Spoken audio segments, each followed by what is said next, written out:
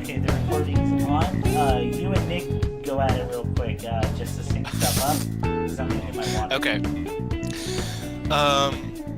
So to pick up from the bit that will be lost on everybody, The Minority Report? the Minority Report bit that we were in the middle of, I'm then also, of course, imagining that when you did someone's taxes, did you also have to have a laser pointed in their eye to determine if they were a replicant or not? No, not a laser. I had one of those, those toy guns that you shoot and then like it plays the theme to Beverly Hills. You know that one? You get those flea markets. Oh, please remind us all of the theme song from Beverly Hills? You mean Beverly Hills? That's where I want to be. Beverly Hills Cop. My bad. Oh, my brain okay. skipped the last. What's the theme part. to Beverly Hills Cop? Do. Oh. Yeah, the one that. But because now we're so used to the sampled version of Crazy Frog song, but the original of that melody everyone hates is from Beverly Hills Cop. Loves. They love it, but they refuse to admit it. That's what it is. They're ashamed of it. It's their shame kink. I refuse to be. Yes. You know me. I have no shame. That's been my. Shout out to everyone who thinks I'm doing a bit when I say I have no shame. Oh, I've been with him in public. Yes, it's true. They came in on our last outing naked and riding a bike with a big lolly. And he said, I don't have to explain anything to anyone. It would just go up to people and say, I'm a big stinker. There it is.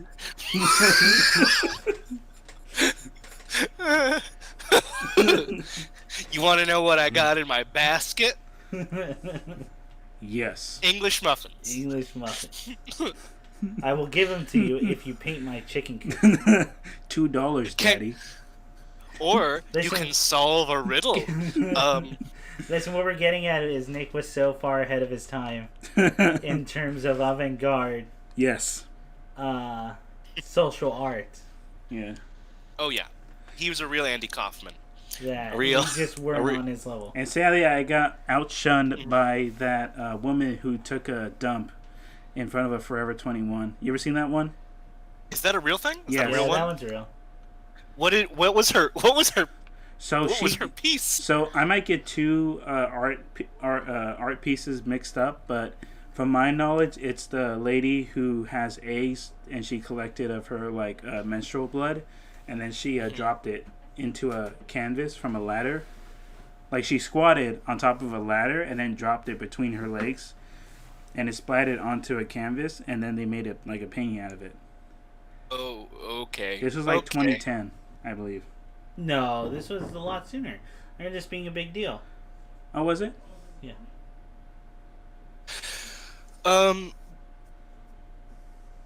But yeah. Wait. What? I'm okay. No, sorry, I'm picturing it now. Yeah, I'm picturing it. We thought we heard a knock at the door too, but yeah, we didn't mean to confuse you. Yeah. I know exactly what I'm saying.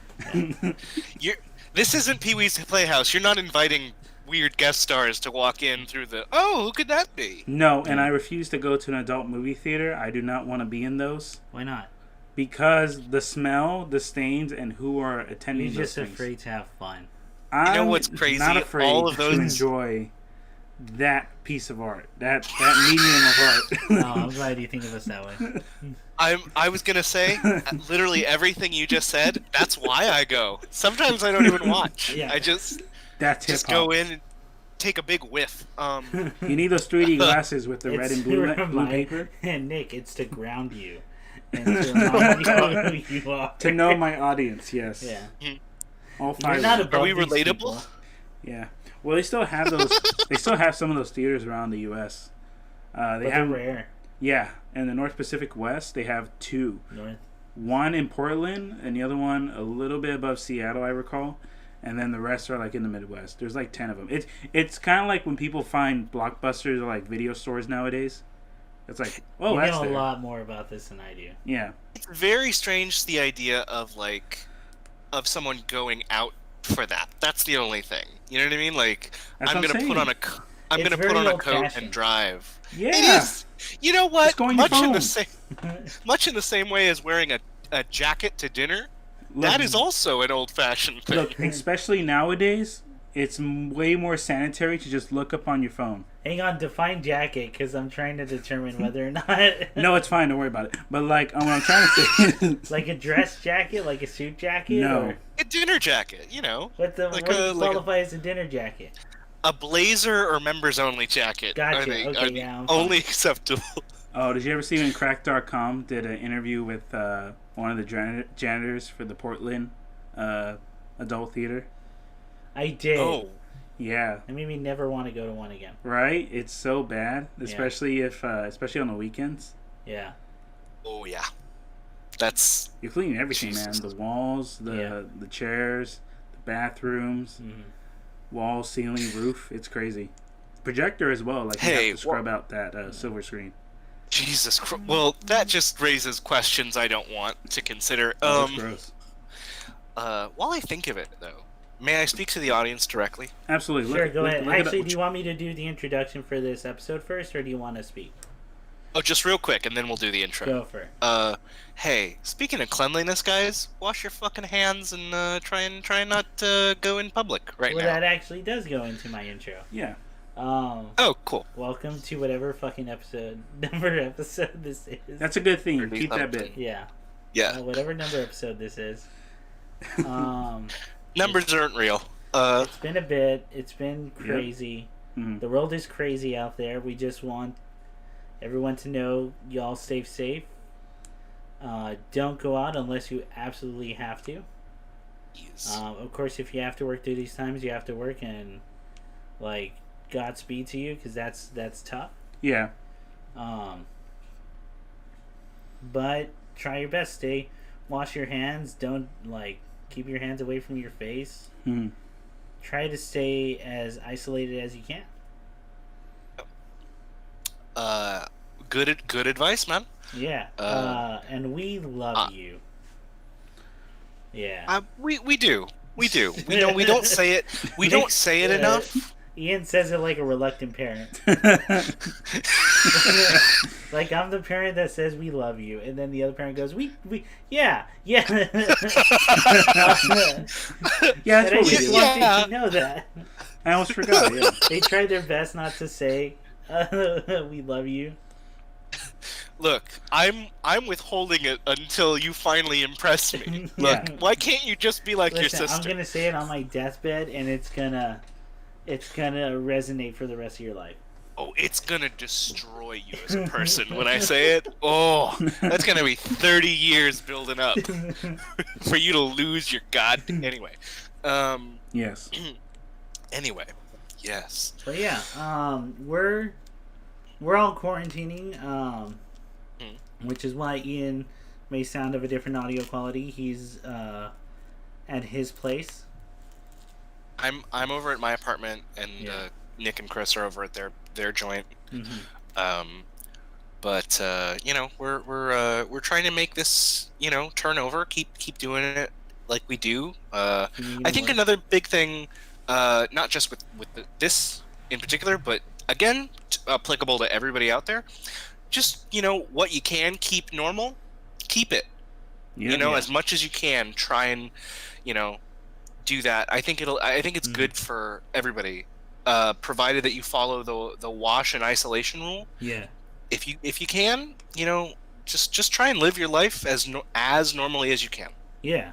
And if you're looking you know? for a good measuring time to wash your hands, everyone says 20 seconds. Honestly, just look up how to do a surgeon wash of your hands. It's what I used to do when I studied biology in college. Because if you do all the procedures for that, that's 20 seconds. Yeah.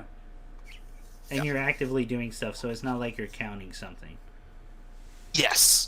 And You it don't gets lose- everywhere. There's a great video of someone putting on rubber gloves and using charcoal. Oh, And okay. it shows you how it gets everywhere if you do the scrub right. Mm-hmm. So Okay. everyone just look up for that. That. I also want.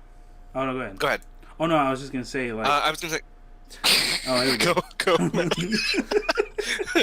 No. What I was gonna say was like if you, on top of that, while you know the method, to properly time yourself, just sing "Happy Birthday," like the birthday song. That's usually the go-to for doctors. Happy birthday to. Yeah, do the whole Kennedy "Happy Or Birthday." sing old Danny Boy. That's right. There we go. That's what I've been doing, Or and it's been annoying every time- everybody. Yeah. every time I wash my hands, I sing the entirety of Crazy Train to myself, and I feel like that's a good, thorough wash. Dang. Oh, Danny Boy, the pipes are calling. Sing it. Remember those chores? A toodly dee, a toodly da. This is audio poison. Anyway, Perfect. It's been we talked a little bit last night on last night's stream before Yes. Ian had to cut away. But yeah, it's did- been a I while did. since we've all talked to each other, so it's good to hear everyone's voices again. Yeah. yeah, I agree. Yeah, That was the first stream I did of this year. yeah, that was Nick's first stream. That was kind of wild. Hey, we've all been pulled in different directions, and like you said, not like this, the pandemic notwithstanding. Yeah, It's been crazy in other ways. yeah, Other it- stuff's going on. It so. has, which is why I wanna apologize for not putting out as much content as I know we could have during these times. There was like we've said before, Nick and I both work at a brewery, and we only closed down, I think, as of today, like a week ago. Mm. Right? Yeah. It's been a week dude, now. it's been a long ass week. It's been, dude. It felt so long. That's a stupid ass long ass week. Wow. Okay, yeah, that just hit me. And we've been running supplies, or maybe it was 2 weeks. Who knows? We've been running supplies for our family and for our grandparents. In fact, we have another big supply run this Wednesday that we're scheduled for. But it's been weirdly busy for being quarantined. So now we finally, at least this podcast will be up on time. And I really do hope to do more streaming. Like I said, my promise was to stream FF7 Remake, and I'm still keeping myself to that promise. I'm going to do that. So please look forward to that as the next big line. I want everyone out there to know. Oh, I and am going to recreate. Oh, go ahead. Go. I was gonna say, and of course, you and Nick. It's not. I don't want it. If it'll be a solo stream, if it has to be a solo stream, but you and Nick are both like invited to hop on at any point. I can jump in on that one. Yeah. Absolutely. And, Yeah, you know, sounds good. Because it's probably gonna be very frequent since it'll be long. Right. You know. I'm taking this time to, I've got a lot of, I got so much downtime now. Also because I'm not doing commuting anymore, Yeah. which that's a huge chunk of my life that I got Yeah. back. Hey, this is so- just one of those jobs that turns out. Oh yeah, you could have done it from home. God damn it! So I don't want to turn. This isn't the podcast for me to. Oh, I'm to not a- even to talking act about this your. way.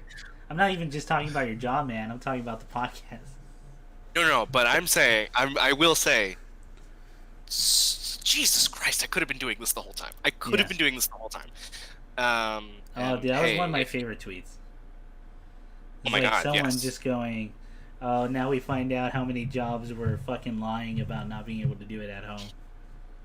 How many jobs and hey, count my blessings. I'm a guy with a car and with work with regularly functioning arms and legs. There's a lot of folks who can't say that Yeah, and have to go through a whole bunch of hullabaloo. And boy, am I mad on their behalf yeah. for having to go through that kind of rigmarole. But yeah, hey, look at me. I'm learning how to play the ukulele. I'm really Yucky. All you gotta do is learn chords, man. I can play the fucking like. Ooh, watch I out. think that, yeah, here, yeah. You know what? I'm talking Chris, about put it. his water down. I've Back up. always had a thing against ukulele players.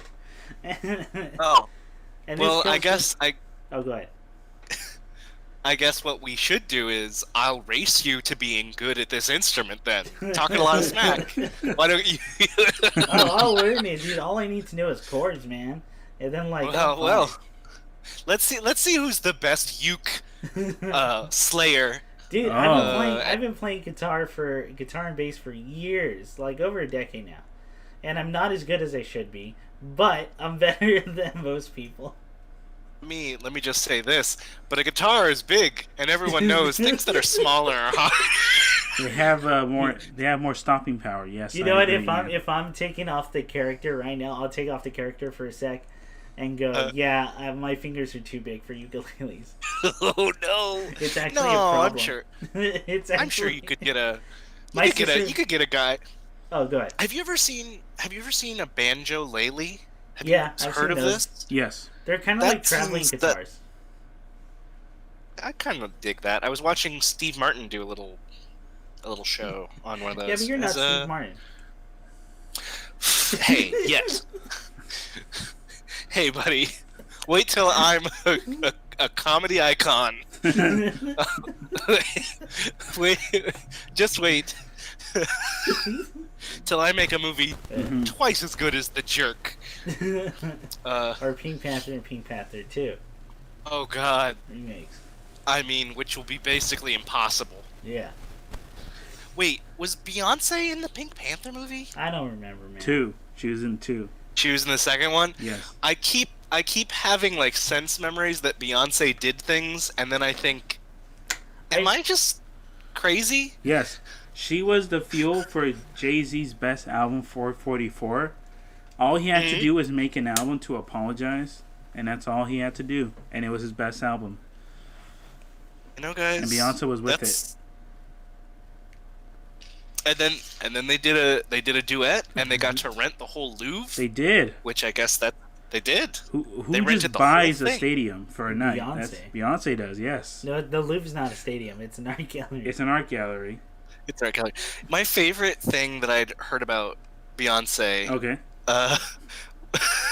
And this is a long list of Wait. many things Can I like talk Beyonce. about the UK real quick? Yeah, we'll keep the bit going, Chris. All right. What's Before it? you Yeah. lose it. What's up? No, my problem. So my sister does play the ukulele, and my biggest problem is, my fingers are too big for like the uke, and like I fuck up the chords all the time. And look, we can work around this. What if No, we it's got fine. you I like? play real instruments. Like it's not gonna. God damn it, son of a bitch! That's really good. All right, go. Keep talking about Queen Bee. Go ahead. I was there was like a I know that we for some reason we stopped. Well, I know why we stopped talking about it because other stuff came up. But like, you remember? I want to say 3 years ago, everyone was talking about we should do something about all the Confederate flags and how all the states have Confederate flags, and like maybe the states shouldn't have Confederate flags on their flags. Oh yeah. And then there was like a conversation where apparently Beyonce and Jay-Z were like, "Oh, we're thinking about buying the copyright to that image." You can and copyright. then that way we can. You can. I guess I don't know. It's Beyonce and Jay-Z, dude. And Wow. that's the point. Is like, who would have the money and resources to copyright that image and then enforce it?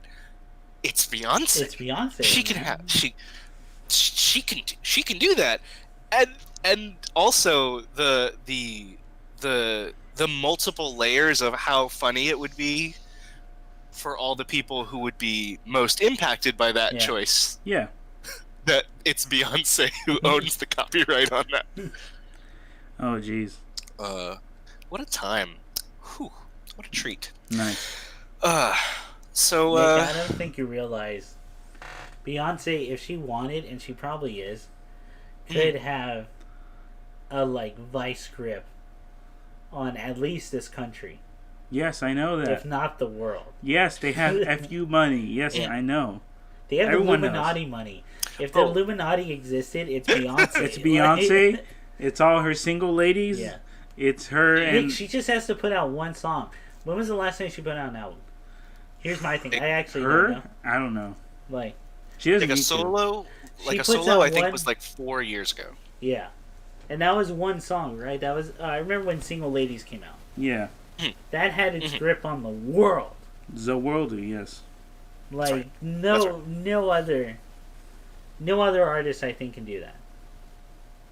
I agree. She could destroy us all with a single word. Yeah. And we would thank her. Thank you so much, Queen Bee. Oh yeah, her last album was Lemonade. That was 4 years ago. 4 years ago. Yes. And then she did do she's done collaborative things, but as like a one-off, but she's not done solo stuff since. And it's a big deal. It's a world we live in a society stopping event. I like the idea of someone trying to ardently convince you that she's a big deal. Like you guys, you don't get it. No, you guys get it. I think if there was a world war, she could stop it. If she released an album. Are you serious? Are you telling me Beyonce would be at the UN? Yeah. And then stop. How do you tell who tells Beyonce no? No one. You're right. If she not even Jay-Z, clearly. Yeah. You're right. She would go to the podium and be like, "Idia Amin." No. Who runs the world, Ian? That's the real question. Who runs the world? I believe women run the world. That was the lyric. Beyonce. No, not women. Woman. It's Beyonce. Woman. It's that one woman in particular. But yeah, she did 3 singles last year. She did Spirit, Herself, and then Brown Skin Girl. Yeah. And then Mood Forever with Jay-Z and Childish Gambino. Oh wow. What about the Lion King? Yeah, she made that song for Lion King. That was a really big deal. Yes. She did the Lion King song too. I haven't even watched the live action Lion King, but I know she did that. Oh, is that collaboration? Yes. Okay. Then I do know it. Oh man. See, even when I think I don't know it, I know it.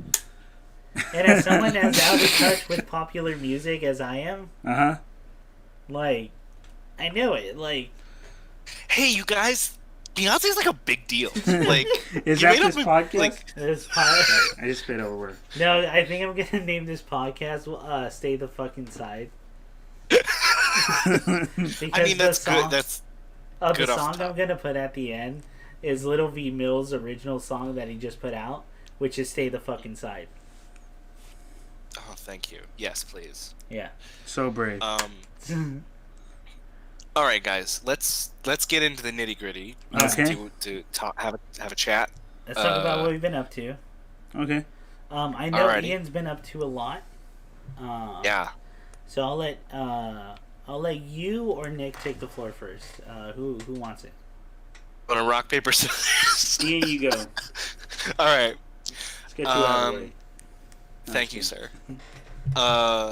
So yeah, I've been able to get through a whole bunch of stuff just because of the quarantine. My company shut down. Can I say real quick? When we talk about the stuff we liked, or no, I'm sorry, the stuff that we experienced. Say at the end if you would recommend it. That way, people who are in quarantine or looking for stuff to check out can possibly have like a suggestion or something that might interest them. All right, absolutely, man. Yeah, or if they're looking for something and they're like, "Oh, I like Ian's picks, I like Nick's picks," all that kind of stuff. Okay, man. Absolutely. Let me go through like all the books that I've read. Okay. I've been in quarantine for a little over 2 weeks now. Okay. And so I've had plenty of time to catch up on my reading. Right on. And I'll just burn through some stuff really quick. Also, it's really crazy because now that I'm this is my first time doing the podcast from my place, so I'm just looking at all the shit that I have on the shelf, and I can just point at it and tell you. Oh yeah. The few times, I think it's been like twice, maybe 3 or 4. Where I've done a podcast where it was remote. Yeah, it helps if you have your stuff like with you. It's fantastic. Yeah.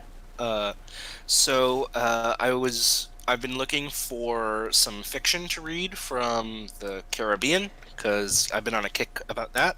Okay. And I finally broke down and I read a pirate story. Okay. Right on. Because I just feel like when you say like I want to read about the Caribbean, everyone's always the first thing they go to is pirates. So I went out of my way to not read pirate stories for a long time. Mm-hmm. But this is a pirate book. It's really good. It's a really good pirate book. It's called A High Wind in Jamaica by Richard Hughes. Oh, okay. It's from, I think it was written in the 20s and it's set 100 years before that, so in the 1820s. Mm-hmm. Oh, and now is the 20s too. How about that? So High Wind in Jamaica is the story of 2 colonial children and 2 Creole children who are caught in a hurricane, and in the aftermath of the hurricane, their town is raided by pirates. And then in the confusion, the children get taken aboard the pirate ship, thinking that they can, ransom the kids, basically. Yeah. Okay. But due to the chaos brought on by the hurricane, the captain of the vessel that was originally watching the children basically tells their parents, "Oh, all the kids probably died. I mean, that storm was real bad, and then there was pirates, so yeah, your kids are dead." And so it's a story of pirates who then have to take care of 4 children between the ages of, I think, 4 to 13. It's kind of that. It's got a lot of that kind of classic literature quality, but it also has high sea adventures. Yeah. Swashbuckling. And they go on a trip all the way from Jamaica to Cuba to Florida. And it's a fun little adventure story. I'll admit, just because, again, it has that classic literature quality, the first chapter, was about the first 15 pages, is the most difficult, and that's just because it's all set up. Oh, okay. But if you can get through, like, describing how a sugar plantation works, and, is it like Moby Dick, where, like, he goes into 2 chapters explaining how, whale oil... We know why he did that, right? Well, because, like, his experience, right? And he no. Jargon, or... Well, he's basing off experience, yes. But 2, he was published in the Atlantic. I didn't know that. And they pay by chapter. Okay. Oh, wow. So guess what? You make a lot of chapters. So you make a lot of fucking money. That's a good hustle. So he would write extra chapters of, like, here's how you get ambergris or whatever. Yeah. Okay. So you're watching a man make money. Ooh, I read the book now. From Adam on down. They pay by the page. It's money. Dang, that's awesome. They don't do it every chapter. It's just the very first chapter that kind of details, like, here's how you cut sugarcane, and then you boil it, and then you turn it to rum, and this is how people make money. And then the rest of it is kid shenanigans and pirate craziness. Good time. Good time. Nice. The other book. Oh, hang on. Would you recommend this for people to check out? I would recommend it if you want, a fun kind of adventure story. Yeah. Yeah. And what's it called? A High Wind in Jamaica. That is by the author Richard Hughes. Okay. I would recommend, like, it may be slow for some people. If you need something that's going to jump right into the action right away, I would say, just be prepared for the like I said, the first chapter challenging you, but basically from chapter 2 on, it's nothing but action. So gotcha. All right, now I've got my second book I'm going to talk about is an anthology. It's called Weird Women, Wired Women by Kit Reed. Okay. Uh, it's a really good collection of sci-fi horror. Um, it's so Kit Reed. I think I've talked about on the show before, but she's a very talented author, and she kind of did everything from, classic just literary fiction to science fiction to horror stories. Oh, okay. Weird Women, Wired Women takes you through kind of a selection of her work from 1958 to 1997, I think. Most of the stories in this collection are very women focused. Yeah. And I would say that honestly, a lot of them give me they're like really good episodes of The Twilight Zone. Oh, okay. Like very condensed stories. Yeah, basically, like it's a setup and then a twist, usually, or it's just kind of building dread to something inevitable that's really shocking. And then also all the stories as they go through, I think they really kind of paint a picture of Kit Reed as an author in her life and her relationship to like being a woman specifically, because like the first story is called The Wait, and it's a very good story about a young girl who gets stuck in a small town in the South because their car breaks down, and then essentially her mother makes her, one, promise to stay a virgin, and two, take care of her and get a job and so on and so forth. Gotcha. Yeah. And then the story slowly starts to build into this like weird cult that exists in the town where there are no doctors and also no one's allowed to leave. And then some terrible ritual happens in the woods on her 18th birthday. Very good one. But then you get to the later stories near the end of the book that she wrote in like the late 80s. There's one called Letters from Shark Island, I think is what it was called. And it's essentially a story about how, very, very much from her own perspective, I think, she's writing about, how, well, none of us probably know this specific thing, but maybe we have observed it. Adult women who have a strained relationship with their mothers. Yeah. And so in the story, there's an island where you send your mother when she's so embarrassing you can't take it anymore. Jesus. And it's like, it's a jail. It's just a jail surrounded by sharks. And then the story is all like these Alcatraz, women like Alcatraz, exactly. It's like it was terrible. There were Dementors.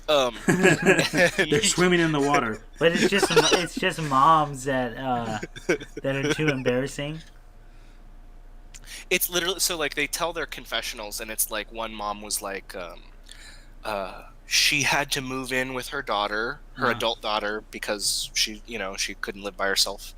And then she was like, I just wanted to do something nice, so I rearranged her whole house and cleaned up. And she just got mad at me. And she said she couldn't find anything.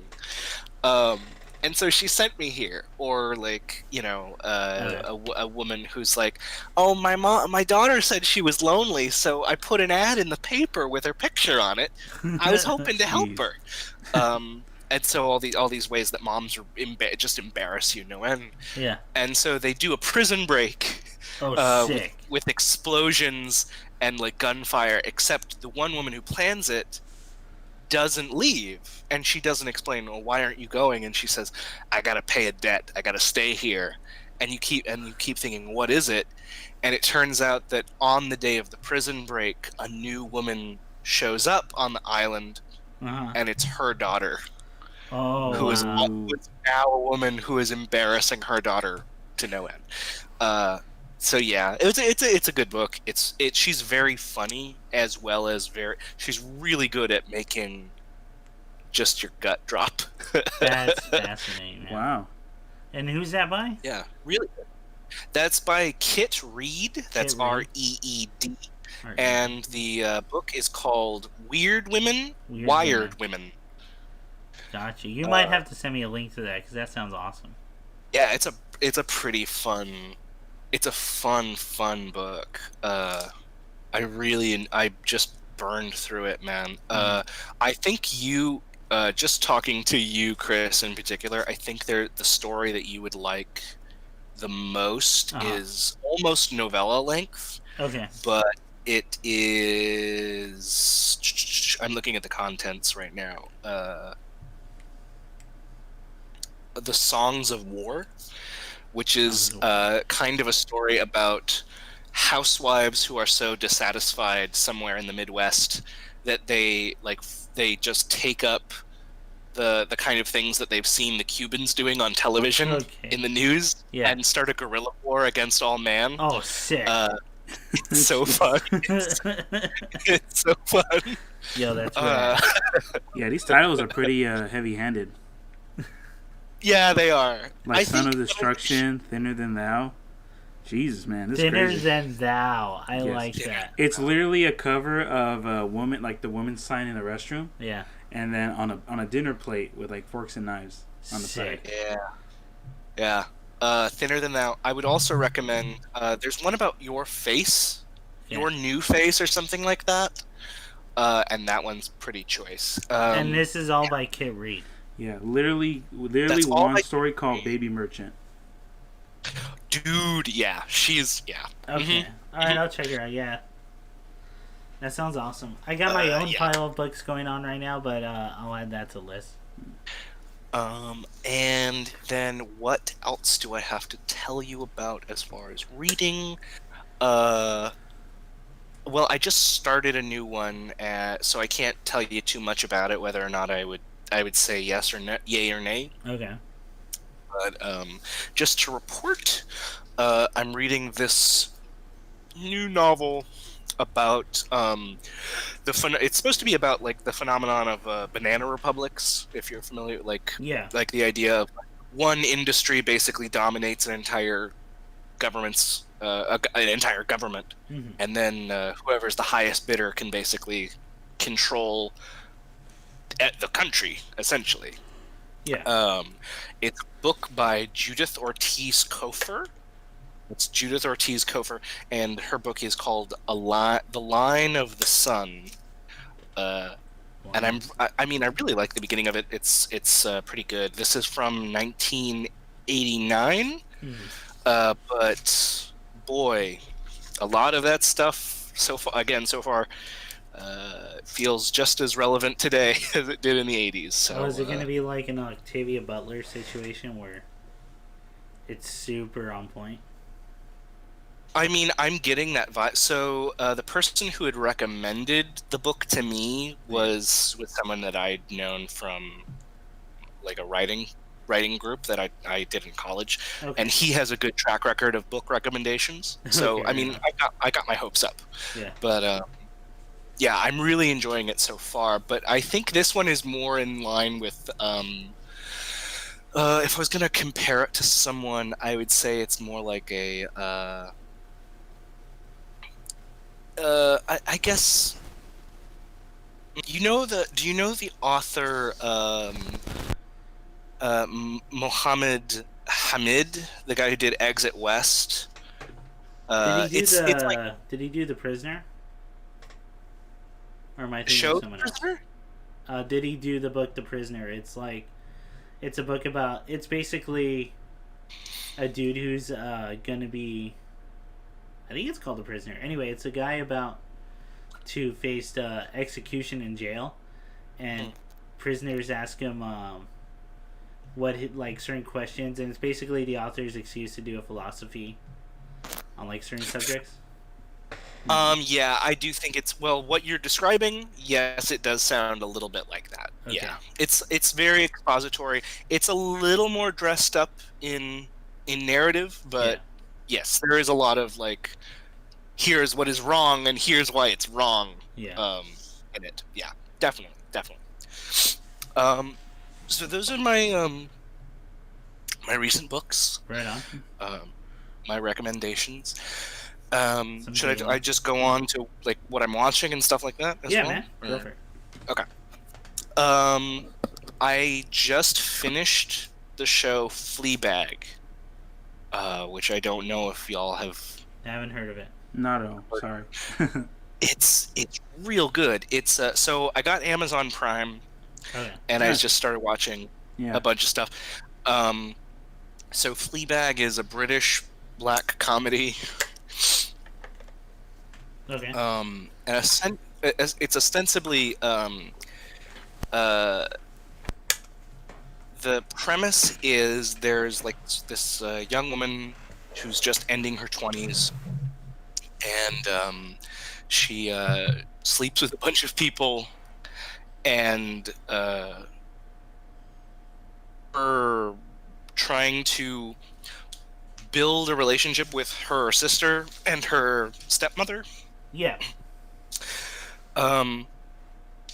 However, she throughout the story kind of struggles to build relationships with anybody, and then in season 2 she tries to get a priest to leave the clergy and sleep with her. And it's, I know that I haven't just described a very funny sounding premise, but it is very funny. Okay. Believe me, it's hilarious. It's very funny. I would know. It's hilarious.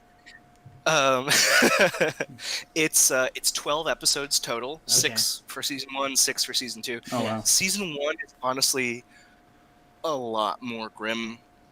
It's a very hard show to watch. It's still funny, but season 1 is a lot less forgiving, I guess. Okay. And then season 2 kind of gets a lot more levity and lightness and kind of follows her upward trajectory and like learning and growing as a person.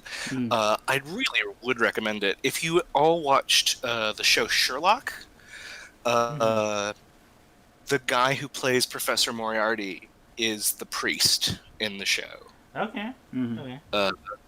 Whose faith is tested by this woman.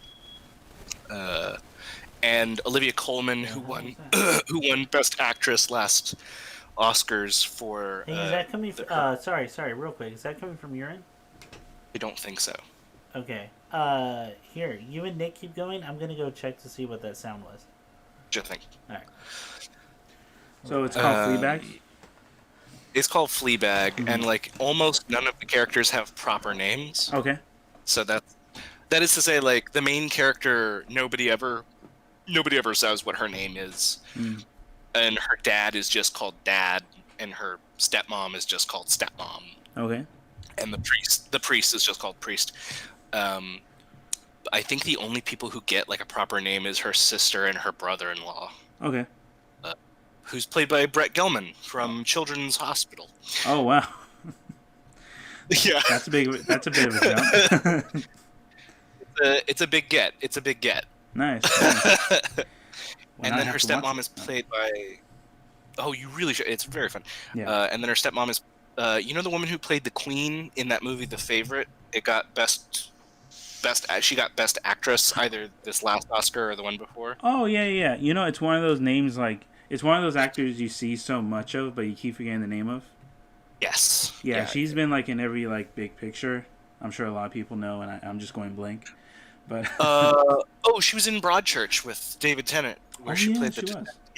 Yeah. That's so cool. This show is really good. Yeah. Nice, man. Nice. It's very funny. So, would you recommend it for people looking for like a good like comedy? If you're looking to take your mind off something for a good 3 hours, nice. Go ahead and watch this whole show because it only takes 3 hours to finish. Oh, sick. Yeah. Gosh. And then I've also started another show that I think you and your brother would really, really like. Okay. It's also an English show, but it's from the 1960s. Hey, man. Hey. Sorry, someone was testing the carbon monoxide sensor. So, in case that sound picked up on mic. It's a silent killer, you know? You gotta be careful. It killed Hank and Dean that one time. Yes. It's silent killer. So the other show that I've been watching that's really, really good is also a British show. Okay. It's from the 60s, and it's a show called The Prisoner. Oh, I think you say Faulty And- Towers. I would love to talk to you about Faulty Towers. Do you want to talk about? We can talk about Faulty Towers. What's your Yeah, favorite I was episode? about to say, like the one. Ian's already seen The one, Faulty Towers. the one where he hits that car, and he's like, "Start, motherfucker." Yes. Good fucking show that was. It sucks, man. You know, it sucks. Like a lot of like what John Cleese is known for isn't actually my favorite of his stuff. Like don't get me wrong. Like Holy Grail and like Life of Brian's like my favorite. Well, that was movie. written by the other Python. Oh, sorry, my bad. Yeah, you're right. That was the guy that was friends with George Harrison. Dark Idol? What's his name? Gato? Wait, what? What was his name? Was it Eric that wrote that, or was it Terry? I think it was Eric. Yeah, it might have been Eric. Yeah. But no, I love But Faulty no. Towers. It's one of my favorite. John movies. Cleese, yeah, he shows. wrote Faulty Towers. Yeah, and he starred in it too. It was really Yeah. funny. Sorry, go ahead. Another British show. Really quick, did you see A Fish Called Wanda? That's also a really good movie. Yeah, John I haven't Lithgow's watched in it it. recently. Yeah, John Lithgow is in The it. greatest There's a lot actor of good. to have ever walked upon this earth. Good lord, there's so many. And Jamie Lee Curtis is in it. There's Yeah. so many good people in that movie. Yeah. Did you know Um, Jamie Lee Curtis is a huge Street Fighter fan? Yes. I did not know that. Did you like? She apparently goes to Evo and cosplays As who? as anyone. Holy crap! She's I did- huge into Street Fighter. I had no idea. You should look up photos, dude. Like, it's crazy. Jamie Lee Curtis. I've never cosplay. seen her at Evo. Let's see. Dang, goes from yogurt to For the Freaky years Friday. I've been going, shit. So the other show I was going to mention that I've been watching Oh, Vega. is Yeah, She she's dressed up as Vega. Your favorite character is Vega. My bad. Jamie Lee. Look up Curtis. Evo 2015. Fuck, I was at that one too, man. Okay, like, Let's see. Holy shit. She goes all out. She's like really. well, she's Like- got the money for it. She Yeah, I also mean, sure. cosplay as a Pink Ranger for Power Rangers in space. She's like, oh my god! And she's at the. I'm now seeing she's at the WoW premiere, and she's dressed like an orc, and this is amazing. Yes, Power Rangers. in I think space. she got on. I think from what I heard, she got on Street Fighter really late. I think it was like later in her life. I think it was one of her kids, I mean, or I'm not sure. that makes sense. Yeah, Makes sense. I would have to look up that story because I remember she did tell it at one point. She was at the One Piece film red carpet Jesus. reveal. Oh my god! Here's a picture of her with Zoro and Luffy. Cool. That's fantastic. Okay. Oh, but I'm sorry. So- what other British show were you watching? And with Watching a Elvira, show. my bad. Anyway. Holy shit! She was with Elvira. Send me that picture. So I was also watching a show called The Prisoner. Yeah.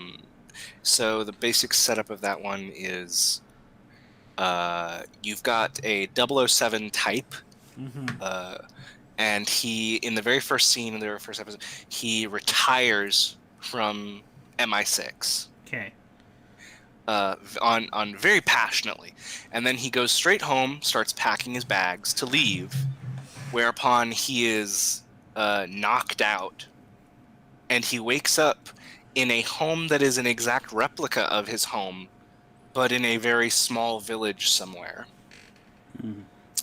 And everybody in the village has no name. They only go by numbers. And they insist on only calling him Number 6. Okay. He then realizes that he is not allowed to leave this place because they keep capturing him and taking him back. And they're basically trying to get out of him why he has retired from Secret Service. Yes. But they also won't tell him what government they work for, or if they indeed work for a government, or like, you know, what powers that be have brought him to this place. And because it's kind of the mid to late 60s, there's kind of an implication that if the British government did this, one, this is a huge abuse of power that they're using to try and weed out Soviet spies. Mhm. Or if the Soviets did this, this is a terrifying abuse of power that used on people within their own country, et cetera, et cetera. And then each episode is kind of just a great excuse. It's him trying to find a way to escape the village and get home. And then through the course of the show, he just tries to also figure out, like, geographically where is this place? Yeah. Because he has no point of reference, and people in the village speak every language. There's, like, no real rule. The people who are in charge seem English, but maybe they aren't. And some of the people who are in the village are Russian, but some of them are German, and some of them are Japanese, and some of them are, and so the show kind of fuels itself on a lot of mystery and uncertainty. Okay. And of course a lot of that, like, kind of Cold War time paranoia of he's a secret agent who doesn't know if he can trust other people because the other people in the villages may be prisoners, but maybe they're also working for the government or whatever. Yeah, and if it's Cold War, they specifically chose Russia and Japan. Yes. Like, as that. Exactly. So, I mean, has it ended? It ended, yeah. The show was 17 episodes. They're hour-long episodes. Wow. I'm 10 in out of 17. Okay, yeah. And then my next question with the premise like that is the payoff good? Because that's my. You know what? I got it. I tried not to spoil myself, so I don't actually know how the show's gonna end.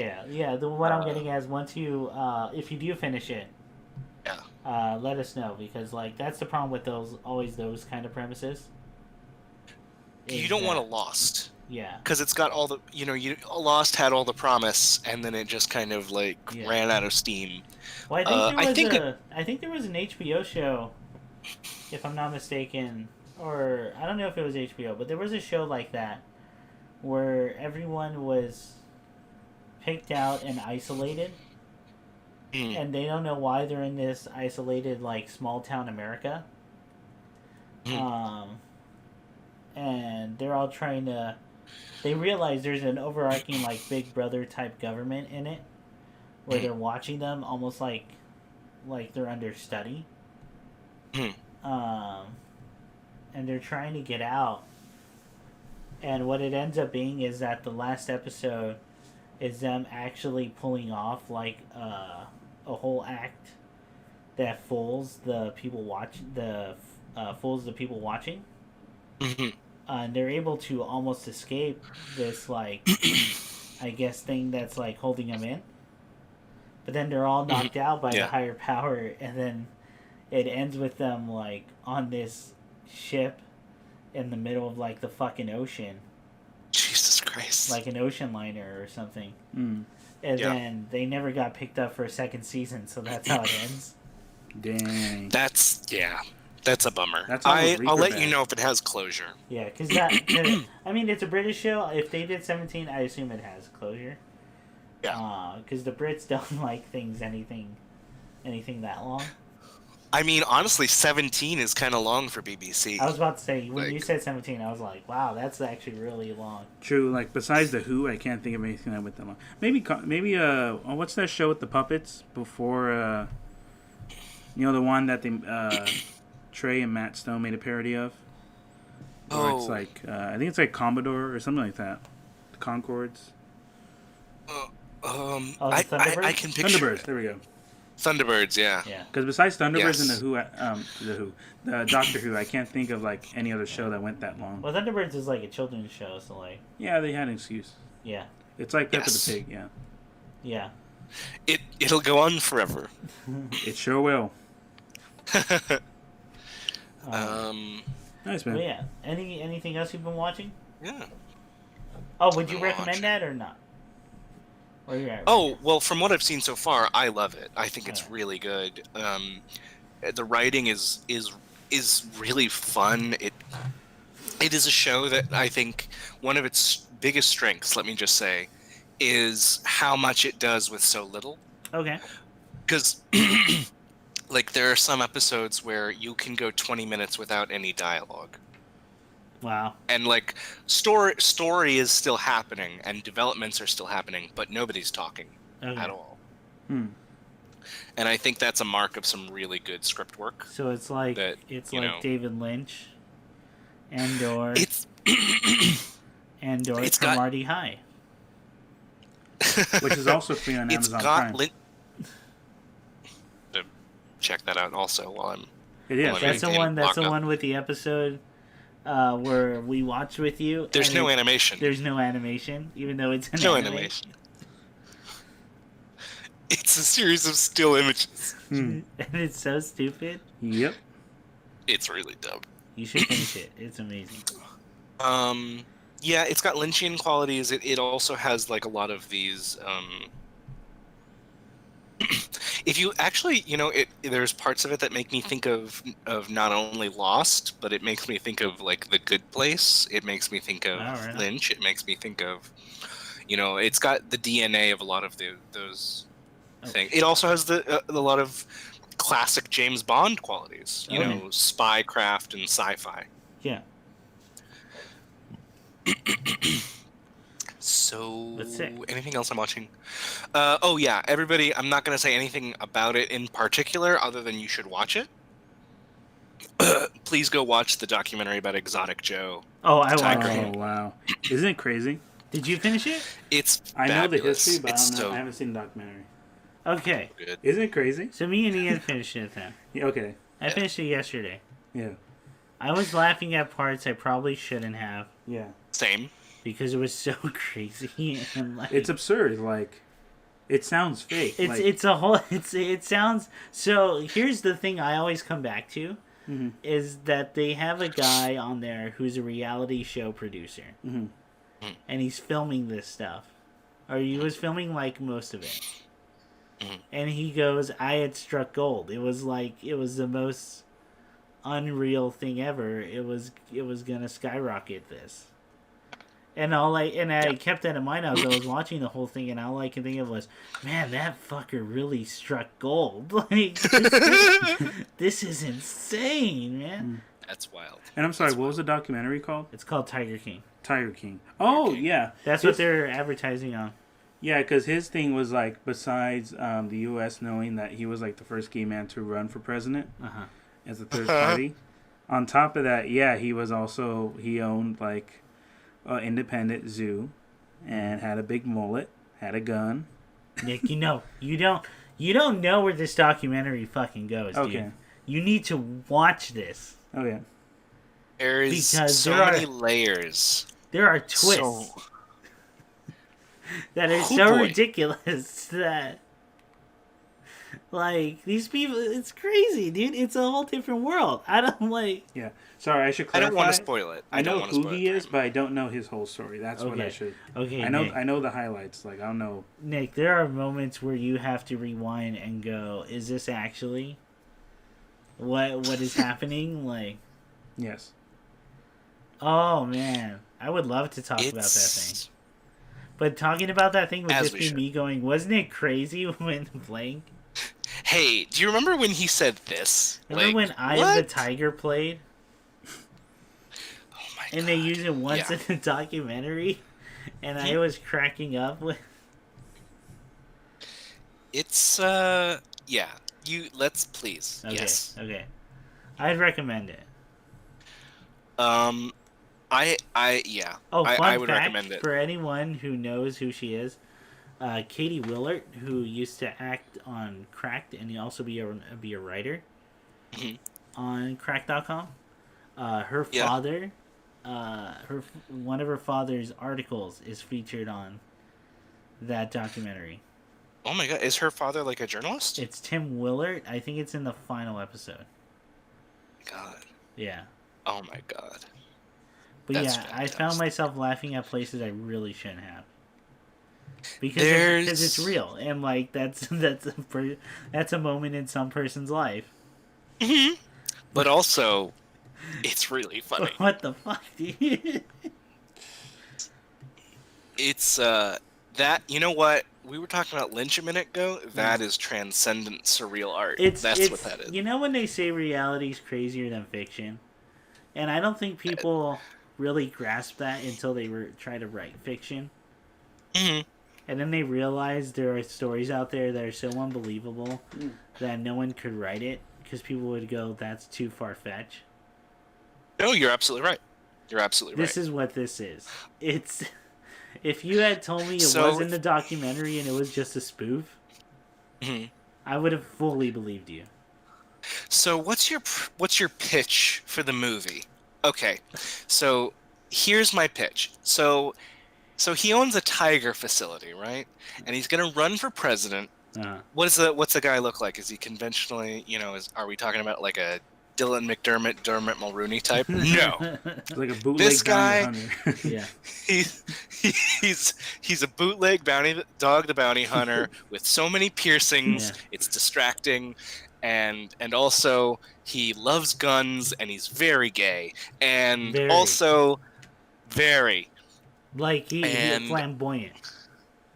he To the like, point where you he's- wouldn't he's believe gonna, he's like gun-toting. he's like a real person. Yeah, like he's not a libertarian. character. Yeah. You know that Key and Peele skit? Of, He's not a caricature of someone you know. You ever He's see, not a character. He's not any type. He's his own Yeah. type. Is you like Key and Peele skit with the homophobe? Oh yeah. Yeah. Oh, he's not a homophobe. I'm an asshole. Yes, Yeah. that Yeah. that There is exactly. only Nick. There is only one Joe Exotic, and that's who this man is in this story. I forgot his last name was Exotic. That's right, Joe Exotic. I mean, yeah, man, good pick. There are Um, cult mentalities. There are There's blackmail. there's something for Murder. everyone, and I There's honestly something for- mean that. Like, It's honestly the story of our generation, guys. I don't know. I don't know. It's- I don't think I'm overselling it. it's the first documentary after Firefest that I like have to talk to people about. I think it was made by the same folks. Oh, was it actually. made by Fuck Jerry? Guys who made Firefest? I think they made this documentary as Okay, well. I'll have to check that out. Oh, wow. Because one of the best parts of Firefest is them going, "Fuck Jerry's like the biggest, best, like producers ever," and it's Fuck Jerry who made the documentary. Yeah. So anyway, guys, that's most of my Okay. time. Let me transition then, since we're talking about Firefest. Okay. Yes. I've been playing Animal Crossing a Uh-huh. lot. Mhm. A lot. Nice. And I did name my island Firefest. With a Y? Yes, because I thought it would be funny, and it's been funny the entire time It's been funny for a while. for a while. Yo, Animal Crossing's great. Being funny. I always said, I was like, I think I may have told this story before, but in high school, I always had this metalhead attire. But when Animal Crossing New Leaf came out, I was wearing all my heavy metal, like thrash metal shit, and I was playing my 3DS Animal Crossing in like the corner of classrooms. And then my buddies would be like, "What the fuck are you playing?" And I'd be like, "It's fucking Animal Crossing, man. I gotta build my house and shit." I fucking love Animal Crossing. Animal Crossing has been a godsend in this time of quarantine. Like, I don't know, man. It's just perfect. Are you still there? Ian? Hello? Oh yeah, are you still there? Did you get cut off? Hello? Yeah. Hello. Yeah. We good? Yeah, we good. Sorry. It's okay. We're gonna run into that with this new Okay. format and everything. We'll try to perfect it as we go.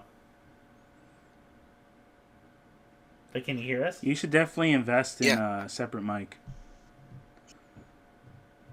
Okay. That might sure. help. Or gamer headphones. Are you on Ethernet or Wi-Fi or?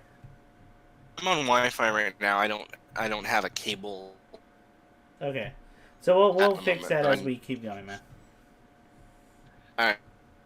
But yeah, Animal Crossing is but rad yes. as fuck. I have heard many good things about. I spent one entire day making. What about you? So an artist on Twitter, right, posted a bunch of Simpson shirts they made. So I spent one entire day making Simpson shirts from pixel art. And I Jesus couldn't be happier. Christ, man. They're pretty amazing. Yeah, they are. It's if all you the haven't memes. seen them, I think it's Nina Matsumoto on Twitter. She's known for she's known for a lot of things, but she did do. If you've ever been to fangamer.com, she's done a lot of really cool shirts on there. So she put out ways to do the Homer receding into the bushes meme as a shirt. I have Mo Sizlak from let's say Gangsta's dissing a fly girl, right? Just give one a Sure. and like him doing the dance midway. It says 411 on the back. 411. 411. And then I have a shirt of the dud from the episode of Lisa Goes to the Beach. That's oh my god. And then on the back is Homer's grin in detail. And then I have a shirt of that shirt Homer tried to make of Marge's face, but it's smeared. Oh my god. I have that shirt. Beautiful. Fucking Beautiful. love Animal Crossing, man. What about you, Nick? You play Animal Crossing? I played it for 20 minutes. Yeah. And then I stopped because I thought, oh, hey, Doom Eternal came out. I gotta play that. You've been playing another game, yeah. I have, yes. The conflict of choice within this quarantine situation is either Animal Crossing or Doom Eternal, so I chose the latter. Mm-hmm. And I've been going through the single player mode, and wow, that game blows everything of 2016 out of the water. Right off the bat, I have to make a disclaimer and say I have a huge bias because Doom 2 on the PC and the SNES days was one of my favorite games of all time. Nice. Doom 2, Hell on Earth. I really love the flow of it because they went for more like kind of like a more video game. Everything's super flashy, everything's super fast. So it's kind of building off the first game, but making it more more appealing, like a lot more flashy than the first game.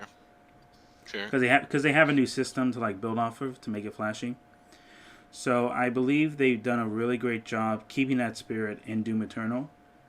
Okay. There is no hint of studio trying to be a movie, studio trying to be cinematic. There are moments in the game where there's a lot of voice acting, a lot of dramatic scenes, but I wouldn't say thematic. Like, it's not trying to be a movie like some AAA studios are trying to be. Right. Id Software had a vision, and I say they completely nailed it in their single player. Oh, nice. The issue I would only have with Doom Eternal right off the bat is that the only way I can play the single player is that I had to make an account for the online feature. Oh, yeah. That's because Bethesda sucks. On Bethesda.net. So, Ugh. I had to give an email and a password for their multiplayer feature. And luckily, the game itself is compressed a lot more and more organized in the files, in its data. In other words, it's half in download compared to 2016. For example, 2016, the average data save file was 86 gigabytes. This one is 42. Wow. So that's a huge plus right off the bat. And can I also talk about Doom Eternal? Oh, yeah, absolutely. I've been playing it off the thing. Yeah, we both My thing of Doom Eternal is I haven't beaten it yet. is that so far it's the closest to a first-person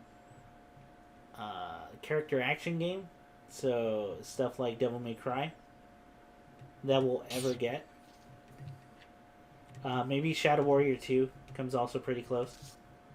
But Doom what Eternal aspect is of probably close. the gameplay is so different? So you can do so much shit, dude. And, like, you can... so already, the difference between Doom 2016 and this one is dashing. Yeah. You have an air dash and you have a dash. And you get an ability where if you glory kill an enemy, you keep that air dash up. So there's essentially, like, your built-in combo system that you're keeping track of. You're not really keeping track of. The game's not really keeping track of it. The game really entices you to keep moving. If you stand in one place, you will die, like incredibly fast. The game is set up that way. Every enemy has a hard counter, so you're quickly switching weapons to keep up the pace.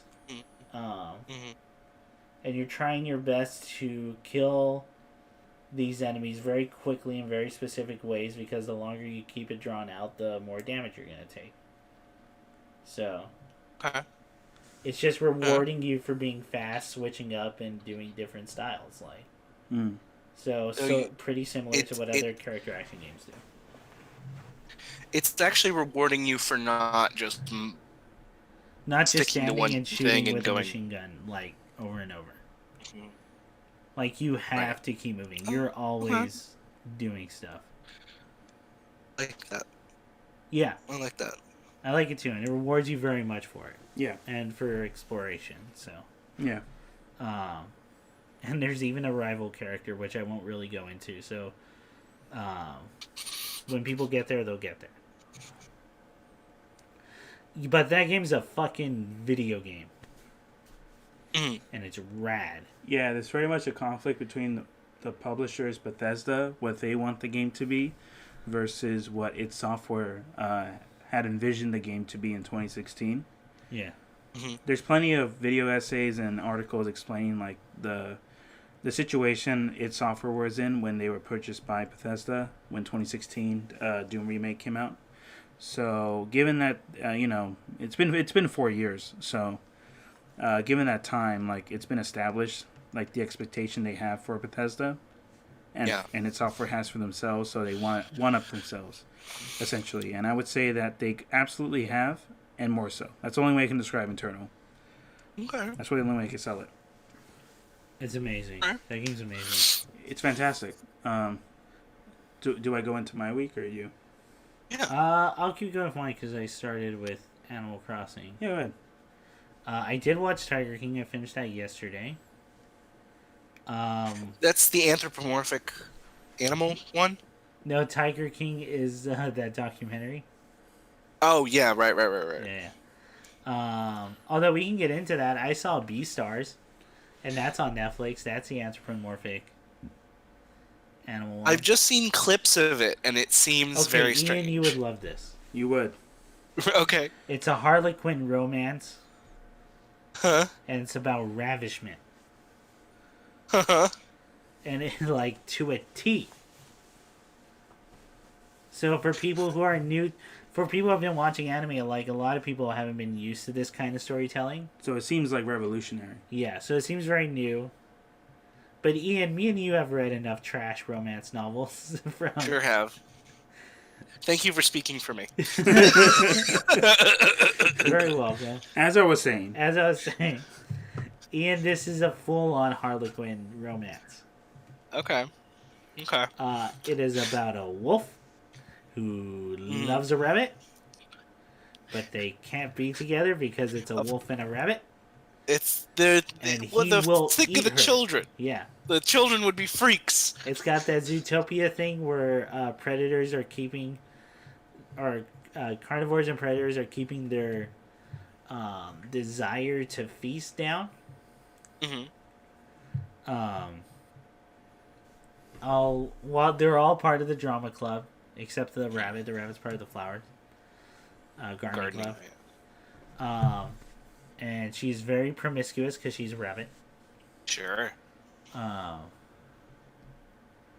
All in all, it's good, man. It's good voice It's good voice acting. The story's actually keeping up. It gets past the point most of those stories would end. Okay. Because it would follow the logical conclusion after. It will, if you had a seedling of certain fetishes, it will awaken things inside of you. I don't know what you mean. I'm definitely. You like those tigers in those jeans, right? Yeah. Listen, Shakira had specific instructions. Oh, then it's made for you, Ian. Oh, God damn it. The voice acting's good. The story's great. Again, it is very textbook Harlequin romance. I think I've said that a lot now. One thing I will say, the intro is like 11 on 10. It's amazing. I told him. Yeah, Nick had warned me the intro is great, and I went. Refused to skip it. And then I watched it, and I went. It was way better than what I thought it was gonna be. Okay. Like Ian, look up nothing about the intro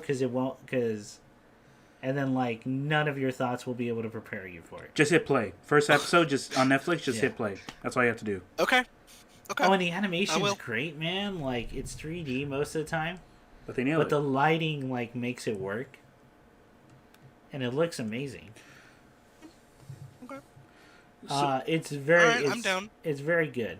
Yeah. So to add on to what Chris was talking about, the context of this was that I hyped up the show a bit to him before the Netflix season dropped, and a lot of that had to do with Ian. Was that I caught up with the manga. It's almost done. And I mean I was sold on the story and like everything about it right off the bat. The author of this manga, what is the daughter for the manga grappler Baki. Okay. I don't know if you're familiar with Baki the grappler or like that series. I know the grappler, yeah. Yeah, so his daughter wrote and drew Beastars. Oh wow! Yeah, so that's her. This is her show, and every like public event she has done. She dresses up in a chicken's. She has a chicken mask on, like this very Party City kind, very cheap kind. Mm-hmm. And it's just something she's been writing for a while, and the manga is more or less done at the moment. My bad, actually. I caught up to it, and when the season was announced, I was surprised at the fact that it even got a season. On top of that, I was convincing Chris because he saw it like, oh, that looks interesting. I was like, no, you gotta watch this. Like, you'll really like it. And I know like I have a podcast history of not being the best at selling things because if I try to sell it, I end up spoiling it. So with Beastars, all I'll say is that it's very much up your alley if you're into like you said, Harley Quinn novels, Ravagement, and on top of that, it actually gives an interesting perspective on the whole like emotional and like sexual repression a lot of young like teenagers go through, both boys and girls. Okay. And obviously there's some exaggerated moments in the story that's like for the sake of the characters' romance and if they're gonna be together or not, stuff like that. But okay, yeah, but Chris is right. The presentation visually and the opening is gorgeous, and it has such a unique take that I'm really glad it got a second season. And honestly, at the moment, this is the best time to go into it. Like the show is probably the best way to get into it at the moment. Okay. There is some lost in translation moments from the book to the show, but obviously you don't have time for every like detail or every like separate side chapter of like their personal lives. Right. In the 30-minute run. So yeah, that's what I would say for Beastars. Groovy. Okay. Yeah. What besides Beastars and besides Tiger King have you been looking over? So speaking of anthropomorphic animals, Chris first finished BoJack Horseman the final season, and then I finished I'm the back. last season. I think a week after. Mm-hmm. Oh yeah, did you finish that? But forever ago, whenever that happened. Okay. Nice. Well, we can do spoiler casts at the end because I think we're gonna do definitely Star Wars. Yeah. The Last Jedi finally, or The Last Jedi, The Rise of Skywalker. Mm. We'll finally do that at the end. That way it can be its own separate thing. Yeah. We can do BoJack at the end too because we're also gonna do the Sonic movie. Oh yeah. Okay. All right. So what else? What else? So what else did I watch? It was a lot of things. We just finished Keep Your Hands Off Eyes Again today. Okay. That is the anime by Yuasa, based on the manga Eyes Again. Yuasa is the same person for more recent works. Same person directed Devilman Crybaby. Oh, I loved the animation in that. Yeah. Eyes Again is not Devilman Crybaby. At all. But it's still an amazing, excellent anime. Like, probably better than most, if not pretty much everything out there right now. Okay. It is about. I'll just talk in broader terms because I think people should just watch it. It is about. Like actually making anime, but probably just a creative process in general. Okay. But specifically what goes into making anime and the passion for it. A lot of the time, there are two words I would use to describe most of the stuff. It's about a lot of things, and I probably have to dig into it more. Sure. But one of the big things is passion, and just passion for things you love and the things you want to make, and the lengths people will go to try to make them, especially at a young age. Two, it is about camaraderie and or coexistence, depending how you word it.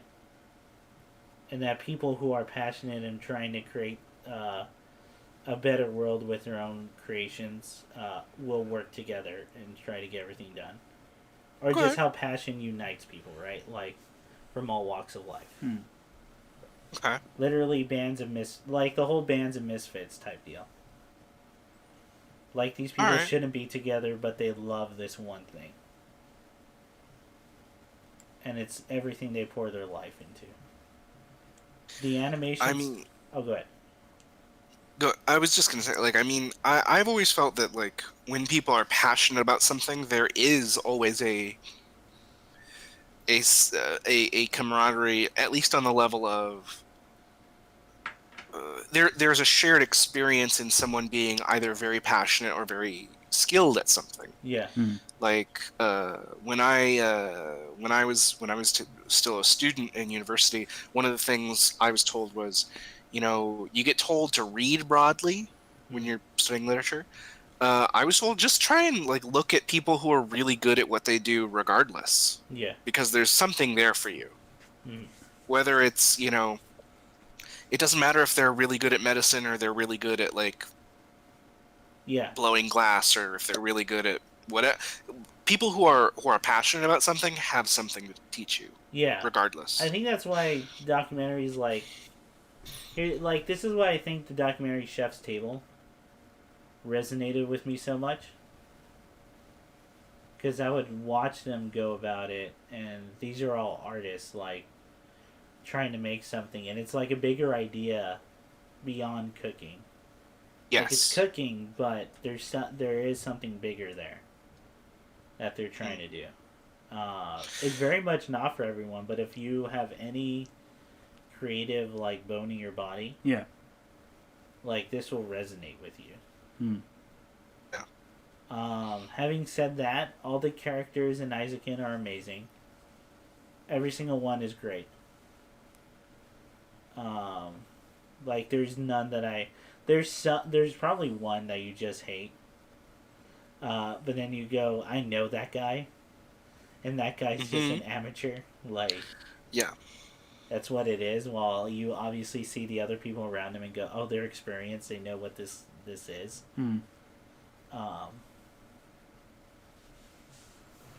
It's just great. Plus, it's Yuasa, dude. The animation's amazing. The sound design, the sound effects are just 10 on 10. There was one scene where a guy's like, a teacher's talking to them, and he's doing this thing where he's flapping paper against his mouth, like in thought, as he's talking. And he took the time to make those specific parts muffled, and then the others really not. And to the point where I had to rewatch it, I think, like 3 times. So I went, oh, the timing's like fucking perfect. Yeah. That's really good. It's amazing. It really is. If you want that sense of wonder, that sense of passion, like, that's what it is, man. What's that one called again? That one's called Keep Your Hands Off Eyes Again. Plus the intro, and the intro is amazing. The intro of that song, dude, I want to start a mosh pit too. I want to get like people together and start like thrashing around. Okay. Fuck. What else, man? Watched that, got that done. What have I been reading? I actually haven't had a chance to read much. I've just been reading the one book. Oh no, I did read 2. I read No Longer Human by Junji Ito. That was his adaptation of Otaka's novel. No Longer Human. Yeah. It's fantastic. It's Junji Ito, and it's amazing. It is about a dude who just... It's a very specific kind of, like, mentality that's just toxic to other people.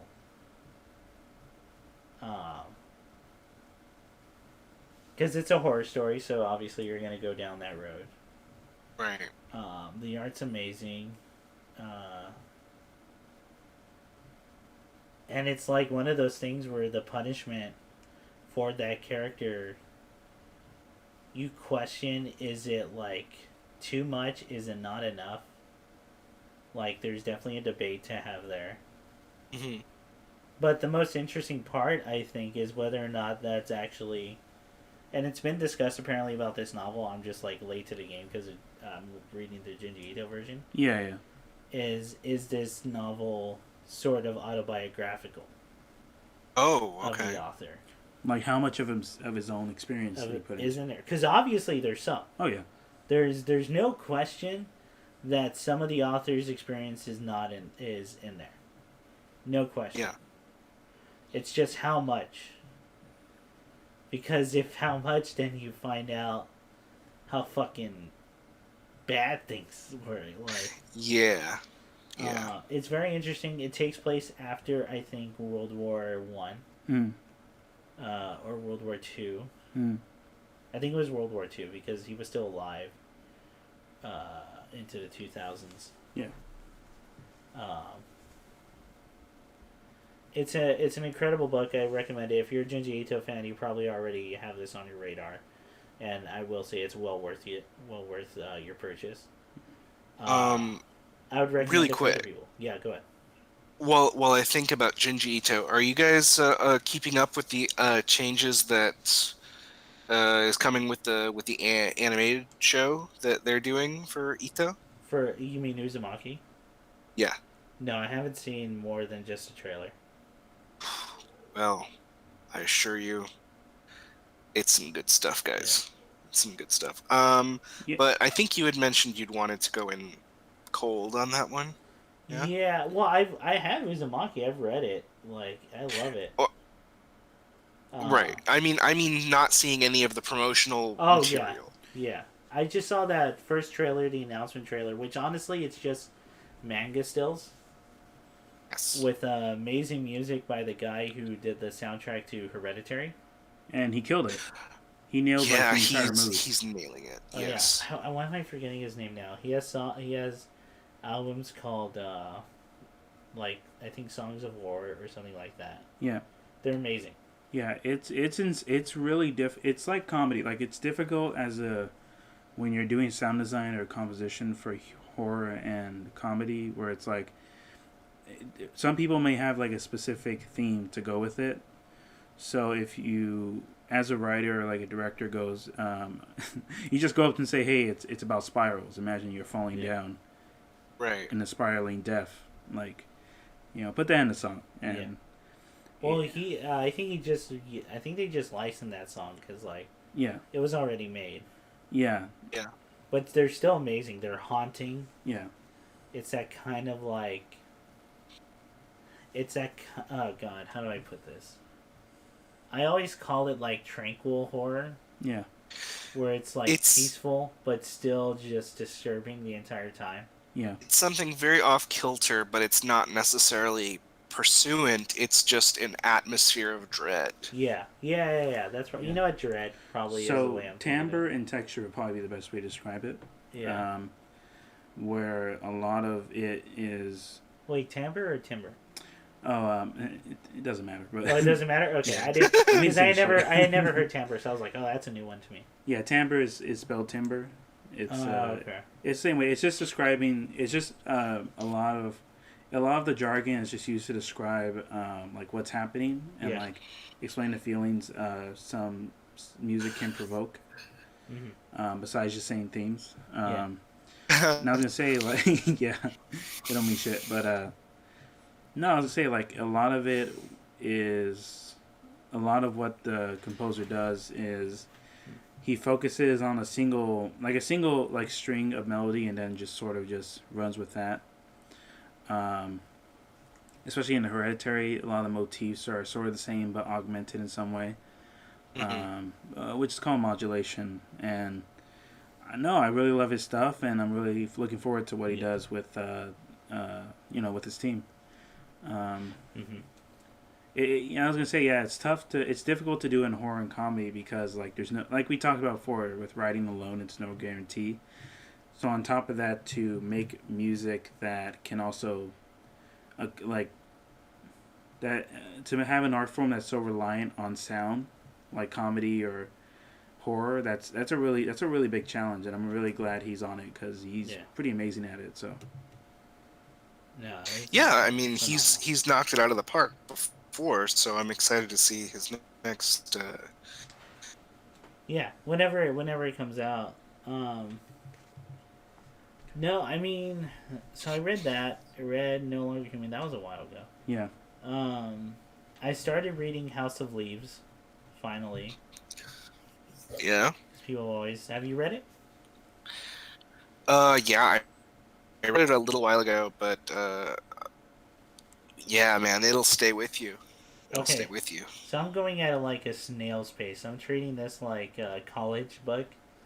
So I've been taking notes. I've only been able to read it like late at night, when other people aren't like asleep and shit.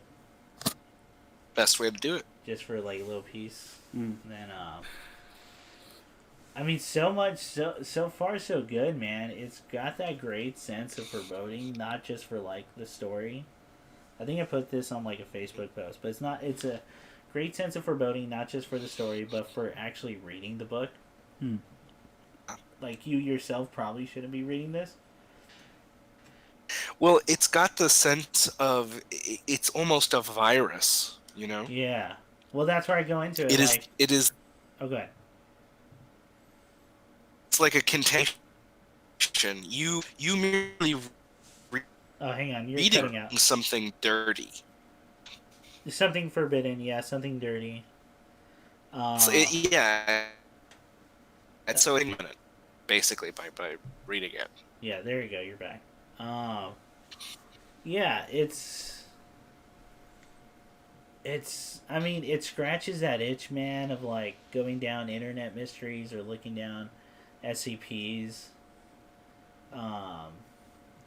looking up like creepypastas and getting into the supplemental material.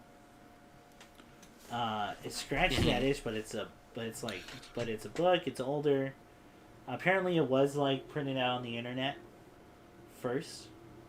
Oh, really? From what I saw, I have like the fully remastered edition, I think. So whatever the big latest one is. What's different?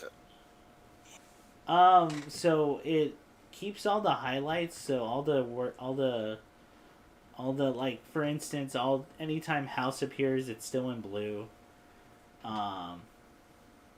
Keeps all the notes, all the appendixes.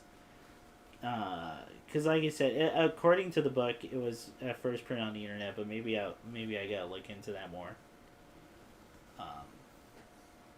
I mean, so far I'm enjoying it. Again, I'm going at a snail's pace. I'm only within the first 100 pages or so. I'm treating it like a college. 400. It's like 700. The edition I have. Oh shit! Really? Wow. Yeah. So I'm like, okay. I'm taking notes. I'm keeping all this stuff in track. Yeah, man, it's good. No, it's good. I'll keep up with it. I'll keep people up to date with that as I keep going. What else? I know I've watched something. I finally watched Parasite. Oh yeah, that. Hot take? Yo, Parasite's amazing. It's fucking genius. It's pretty good. Parasite. So I think I don't know if I told this story, but one of my favorite movies of all time is The Thing, or not The Thing. The Host. Salute. Yeah, bless you. Which is a monster. It's a Korean monster movie. I watched it originally when it came out. I must have been 11 or like 12. Mm-hmm. I had been watching Godzilla movies. My grandpa had rented that when I used to stay with him back in back in those days, because there were still like rental shops, and it was kind of run down. But we rented that movie and I saw it and I immediately loved it. And then I would find out, and I guess I just never remembered who the director was. But I'd find out while wanting to watch Parasite that it was the same director. Mm-hmm. So I was fucking ecstatic to watch it again. I never put together, too, that he made Snowpiercer. Oh, yeah. Yeah, just... And he got in a fight with Weinstein over the cut. Hell yeah. And got his cut. To the point where Weinstein, where Weinstein, tried to bury that movie as much as he could. Mm-hmm. Releasing it it's so. Do you remember this? The specific one of the specific fights they got in that I'm transfixed on is there's one character in there that's a fisherman. Yeah. Or you know what I mean? Eat. They're there's a part. Oh, it's a part where they eat fish. They eat fish. Yeah. And the Weinstein was like, yeah, can it be I don't know, it doesn't matter what, hot dogs or something else, just throws out something, and he's like, well, no, that doesn't make sense for the world that I've made, da da da da. Yeah. And he's like, I fought back and forth with him for 3 days about this, and then I just said my dad was a fisherman, and he's like, oh, well, okay, then you can keep it. What? Wait, and then he was like, my dad's not a fisherman. No, I knew they fucking hated each other. Yeah. So again, the reason Snowpiercer didn't do that well is because it was buried by him. No advertisement whatsoever, put on horrible dates. But it still prevailed to becoming a cult classic. Yeah. So I finally I finally watched it. Again, he's the master of just mixing genres. Yeah. The story is what it is. What do you even call this movie? Yeah. There's no label for it. You have to call it something bigger than what a genre will put it into. And I think it would just call it a class story. A story of class. I mean, that's at the heart of it. Yeah, and I think that's the only best way to do it. Boy, fuck, dude, I could write a whole paper on that shit. You can't watch it once. You have to. I feel like I have to rewatch it a couple times. It's incredibly dense. It's one of those, every little thing is on there on purpose. I know we're gonna. Hang on, so I don't want to. You're cutting out real quick. Movie, sorry. It's okay. Just try talking is that better? A little bit. Say nonsense. Right. Nonsense. Okay, that's better. Anything. Yeah. I think so. Okay. Let me know if we get any. Hang on, it's still pretty bad. You're getting cut off like crazy. Yeah, and I'm pretty Oh, sure it's shoot. your internet. Because that's what it sounds like. Yeah. Yeah, sorry about this, Maybe. folks. We'll try to figure it out right now. Yeah. I'm sorry, guys. That's okay. With it. I That's- mean, the internet is gonna ebb and flow. Like sometimes it'll just, yeah. I'll keep it up as long as I can. Yeah, But, it sounds better right yeah. now. Yeah. So go ahead and say Okay. whatever you were trying to say. I was just gonna say, not to make one to you guys. Mhm. Do you remember the teepee scene with the little boy? Yeah. Yes. I think that scene one of the most impactful scenes, just because it's such a setting scene to me. Mm-hmm. I think that it. Yeah, really. That out. It's seen a hard. Yeah, hang on. Let's take a little break right now because it's becoming really bad. All right. All right, so no I'm worries. gonna cut right here, Chris. Let's make sure you please get it. Okay, and we're back. We are back. Okay, so Parasite's sick, yo. Yes. Parasite's dope. Like- Dope as fuck. Do you think it was worth the Oscars it received? Hell yeah! Absolutely. It was the first time I had Yes. actually agreed with the Oscars. Yes. Been a minute. Yeah, I can't remember the last fucking time. It was actually genius. It's tough because it's one of those. It's actually one of those one in a lifetime movies, Yeah, and it's one of those. It's one of those movies where it has so much to explain to the audience or like express mm-hmm. that the director wanted to with this movie, and he just succeeded in all front. This is a movie. This is a tough movie to critique, in my opinion. This is one of those ones where I can't critique it because it achieved everything it wanted to be. So I feel like at one point I would just be nitpicking. Mm-hmm. If anything, I just feel like I would just disagree with the director's points, but I can't say like objectively he failed to like express them. Like, Now we should seriously think about doing like either a watch along or like a spoiler cast yeah, there's a lot to for discuss. Parasite. Absolutely, I would love that. I'm down. Yeah. Yeah, so we'll set aside another day because we're already doing like 3 today. Yeah. So having said that, anything else? I've been playing Slay the Spire. Slay the Spire is amazing. There's not much to say, other than the gameplay is the most addictive fucking gameplay I've ever had. You might like it, Ian, for how simple it is and like the card and RPG aspect being like pretty obvious. Okay. You might dig Right. it. It's just I think everyone should try it out because it's like crack. Oh, so you can't stop playing it. What else? Fucking. That's all I can think of right now. So if you want to go into anything you did specifically, Nick. Did you talk about Death Stranding?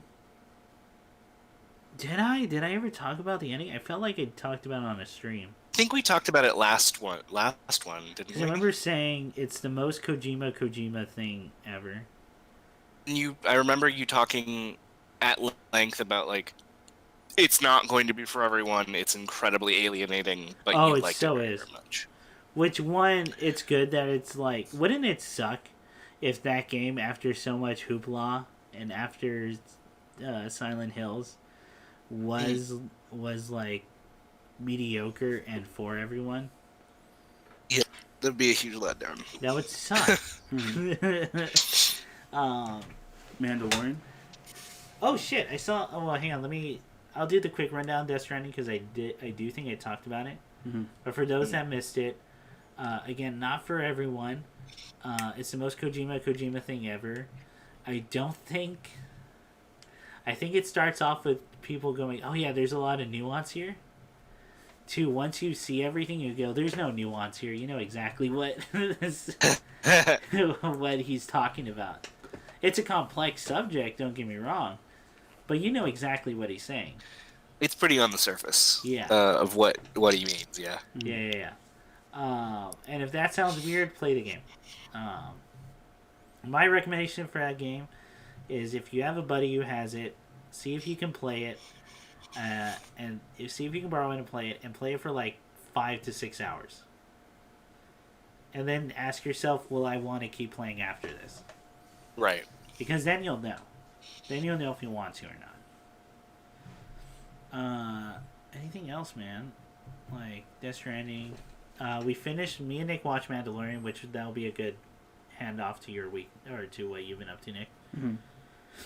Mandalorian's good. What I've seen of it, I really, really like. Okay, so you haven't finished it. No. Okay.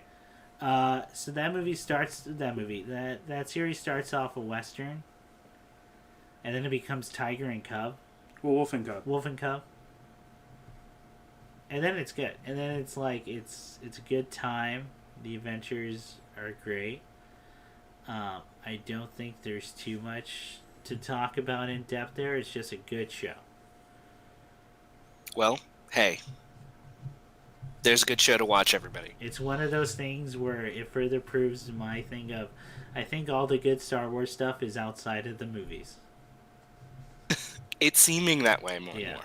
I mean, it's been like that since the 2000s, so... Yeah, but it's becoming, like, more and more real, you know? I think because of the newest movies. Oh, yeah. Can I say, my roommates have been watching both Rebels and Clone Wars both, and cannot stop saying nice things about them. Both the shows, like, glowing reviews. So right off the bat, because we grew up on like the Gennady, the Tarkovsky Clone Wars, 2D Clone Wars. Yeah. So this Clone Wars is a separate one, obviously, but on top of that, it takes place right in between the third and fourth film. Okay. So that's supposed to be the gap, and then Rebel is supposed to take place. It's supposed to be a side story on top of that. Yeah. Okay. So think of Clone Wars, and then Rebels is a side story of that. Yeah. And so Rebels is Manashoska. Yes, and Rebels is the one where you have the helicopter lightsabers. Yeah. Where they put their arms up and the lightsaber. Oh yeah, did your roommates get to the helicopter lightsabers? I think they've actually finished both series. Oh, okay. So. Because I saw that helicopter lightsaber shit. Huh? Yo, man, why does it have lift? It's a beam of light. It's a beam of light. Don't worry about that. You're thinking too hard. I guess I am, but like, that looks bad. Why would you not use it to fight, but to do that? And then, listen, they're space wizards. Just have fun with it. Oh, they sure are. Yeah? That was one thing I loved about Mandalorian. No Jedi. No, they're not. Except the child, I guess. But, like, who cares? There's no Jedi, and I love that. Yeah. I don't want my space wizards. I want everyone else. I just want bandits. Yeah. That's all I want. I want mercenaries. I want oh my god. What's his name? Carlos, or... Carl Winslow. Carl Winslow. Carl Winslow. You son of a bitch. You Dylan, you son of a bitch. That's who I want. He's great in that, by the way. He was better than I thought he was gonna be. Like, I thought it was gonna be a one-off thing. Fucking Werner Herzog, it was like the big bad. And that's amazing. Really playing the role of a lifetime, guys. Yeah, and you're hearing him say these stupid Star Wars terms, and you're like, I was giggling. I would like to see the baby. Yeah, it's a real fun time. The penguin. the Sarlacc pit in the Jonar system. Do you think that when Jon Favreau wrote that show, he said, we get to make Werner Herzog say whatever we want? No, I think Taika Waititi, who's in that show, and directed the last episode. Which is why it was the best one. Which is why it's the best episode. got to make him say whatever. That's really good. Yeah. Really good. stuff. Yeah, man, I think that's pretty much it for me now. So Nick, what's up? Yeah, I mean, we're talking about Mandalorian, so let's get to what I've read. Yeah. I talked about on a couple of podcasts and then on the stream about my journey through Murakami's work. So I talked offhand about it because I was like in the process of it, but I finished up most of it, so I can talk about it now on the podcast. So right off the bat, I finished After Dark, which was one of the smaller, probably the smallest book he's written, besides the two novellas. After Dark was the Murakami work where it takes place, well, literally the nightlife of Tokyo and Shinjuku. So, like, it literally, each chapter is literally non-number. It's literally a time of day after midnight. Okay. And So like 12:01. Yeah, literally. Okay. And then this is probably the least amount of supernatural like elements he's put into it. Yeah. Where you know how he does the two conjoining stories and they come together at the end. Mm-hmm. This is the most separate. Both stories have been separated. Yeah. So some people may not like that. Some people do. I know Ian talked about before where After Dark's your favorite book by him. It is. I can absolutely see why. Right off the bat, probably the most unique set of like, I wouldn't say main character. I would say like majority of the cast because it focuses not necessarily on one person, but like on a group of characters. Like the protagonist, who is a writer, who literally meets her high school friend at Denny's. Like the first scene it takes place at Denny's, and it's pretty much about her relationship with the old high school friend, and he needs help. She says yes, and hey, she also studied Chinese, so she can also translate for a escort at a love hotel in Tokyo. That's right. Sick. That's right. Yes, and after that, everything about it is the story itself is pretty straightforward, but the only things that get kind of ambiguous is Chris is swinging it because he stopped carrying. That's cool. No, I'm looking No, I'm at just you kidding. while swinging. My earbud. No, I'm kidding. I would just say like the reason I'm kind of going into more detail than I probably should is because this book is probably the easiest of his reads, like literally the lightest of his reads, even though it's longer than his two novellas. Splendid Sweetheart and south of the border, west of the sun. And then the only other thing I can add to that is the supernatural in and of itself that he brings, a lot of metaphysical stuff, probably isn't as it's not. There's no political statement being made like Wind Up Bird Chronicle. No no war crimes being addressed. Nothing too intense. It's definitely a lighter read, but it has probably the most unique characters, I would say, of his work. It's definitely a change of pace from the middle-aged men, Japanese men, with receding hairlines or young boys like going through puberty. They're in transition periods. I Nick. agree. When will you people not understand this? No, Chris just tipped over a water bottle. Yeah. How dare he? I need this moment of silence for me. Who needs banter when you have my voice? Anyway. Ian, are you still there? Oh God, did we actually lose Ian? Ian, are you gone? That was something. Hello, Ian? Hey Ian, try lowering your threshold.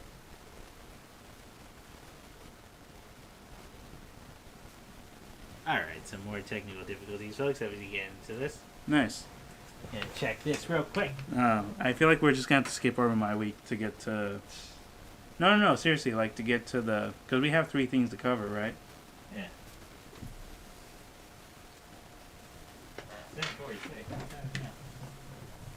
Oh, that's why. He's in the bathroom. I just didn't read that. Oh. Okay. Yeah, that's my bad. Go ahead, Nick. Oh, No, my bad. I didn't read. He was in the bathroom. Do we keep going? Yeah. Okay. And we're back. Yeah. Cool. I'm going to keep that all in. I thought that was great. Oh, perfect. Nice. So, yeah, I mean, I know you I can see why it's Ian's favorite. Yeah. Like he's really into that nitty gritty like part of Nitty gritty. nightlife, especially like it's very much an urban sprawl Uh-huh. kind of setting. But let's see. So to get from that to I think I talked about before his collection of short stories. I began to I read after Quake. Definitely the shortest of his. The first one to be translated to the U.S. So right off the bat, I like how you have an author that has a lot of political, supernatural, like character development and really unique takes on transitional periods in people's lives, whether it's high school to college, college to adulthood, adulthood to middle age. I like how you have an author like that who can also write a story about a super frog that saves Tokyo from an evil corporation. Yeah. Truly an author of diversity, of diverse take. Okay. And that's really the only takeaway I have from After Quake, because After Quake itself is about stories that take place right before or after the infamous earthquake. Yeah. In 2010. And then, well, funny enough, some of them do actually refer to the 2011 tsunami. Okay. So, yeah, there are definitely unique takes. Definitely the easiest of the collection of short stories he has. I can absolutely see what he talked about, like his inspiration of Raymond Carver. Yeah. Especially the I think way he that writes. it's built into the whole thing of that particular work. Oh yeah. Don't worry, Ian. You don't have to hide it. We told them you're in a restroom. Ah, damn it! They can't know I'm a person. How'd it go? No, because there was a moment Nick was like, "Are you there?" And then I checked, and I was like, "Oh, he's in the bathroom." Yeah. But yeah. But yeah, I know. I just gushed over after dark and after the quake. All right. And then both great. Both great. Right after that, I went through his other collection of short stories. I went through Elephant Vanished. I didn't know right off the bat the first short story is Wind Up Bird Chronicle. It's literally what he pitched to the publisher, and it literally stops when he first meets the neighborhood girl. Yeah. And they have the whole banter for teasing him for having a receding hairline, and and it ends with him looking out to the yard and over the wall. And then, that well over there, that looks funny. That looks interesting. Got a stone on top of it. That's pretty interesting. And, I will say the other collections, the other stories in there are really interesting. There's one that was more about, that was called Family Affairs. I thought was cool. That one was about a brother adjusting to his sister's new fiance, who is a huge nerd. Who is an audio geek, and the fiance, and the main character is not. He sleeps with a lot of women, works at a law firm, and it ends with him realizing, you know what, this whole sleeping around with many women and having one night stands all the time, it's not for me. I'm 38. I'm getting tired. And I really dug the pacing in that story because it was like the longest.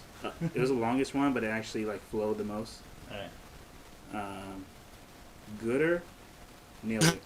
Gooder. Not kidding. Definitely the easiest read. I was gonna say I can definitely see the Raymond Carver like inspiration in him for the short stories. Because besides the book A Hard-Boiled Wonderland, some short stories do feel like I have to read. I did end up rereading them a couple times because of how it's written. To get the full picture. You can definitely tell the periods in his history. In his bibliography, which short stories like he was inspired by. Like some were like particularly Kurt Vonnegut, where it was very satirical on like certain political stuff, with some supernatural or like sci-fi element to it. There's one called The TV People, where it's literally a guy watching a cable company replacing TVs and everywhere he's at. So he's literally at home, sitting on the couch, looks at the front door and like, oh hey, there's 4 men in gray uniforms and about to replace my TV. And they walk around my wife, who's cleaning up the house, and he's like, wait, are the TV people real? Are they ghosts? And then it's literally okay. What's up with that? Okay, that's weird. I guess she just ignored them. Let me go to work. So he goes to work, has a big business meeting, pitches a new line of TVs from some developers he's been working with. And as he's leaving the office, after shaking hands with some of the owners, literally the same four men in gray uniforms walk up and start replacing the TV in the meeting room. And literally they're walking around everyone in office suit and attires, just sitting there. They're walking around him, and he's like, "Wait, is everyone in this room ignoring this? Am I the only one seeing this?" And like it eventually escalates to him murdering someone. No, he didn't murder them. That's all I'll say. Anyway. Okay. The next one after that was his last collection of shorts, which I think came out in 2014 of this point. Yeah, so 6 years ago. Was Men Without Women. That was probably I would say that's probably my favorite collection so far. Yes. I told Chris because I freaked out. Literally the last short story in each book is literally the title of the books.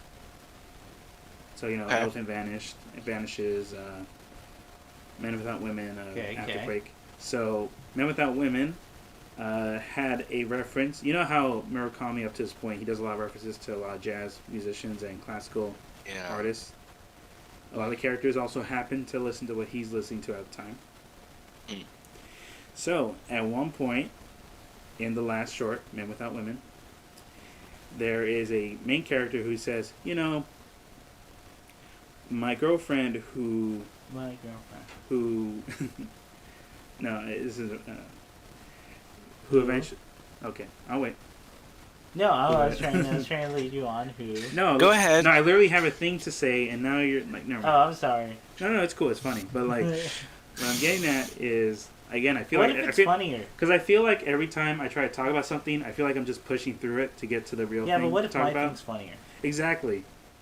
Or we added on to what Who you are and we to rob Ian were talking about, but like the I feel like with audience me, because of how different of my comedy. Okay. I'm sorry. Go ahead. No, I'm so sorry. I'm being good. God damn. They make a reference to the band Gorillaz. I just want to say Ian's like worse damn for it. this.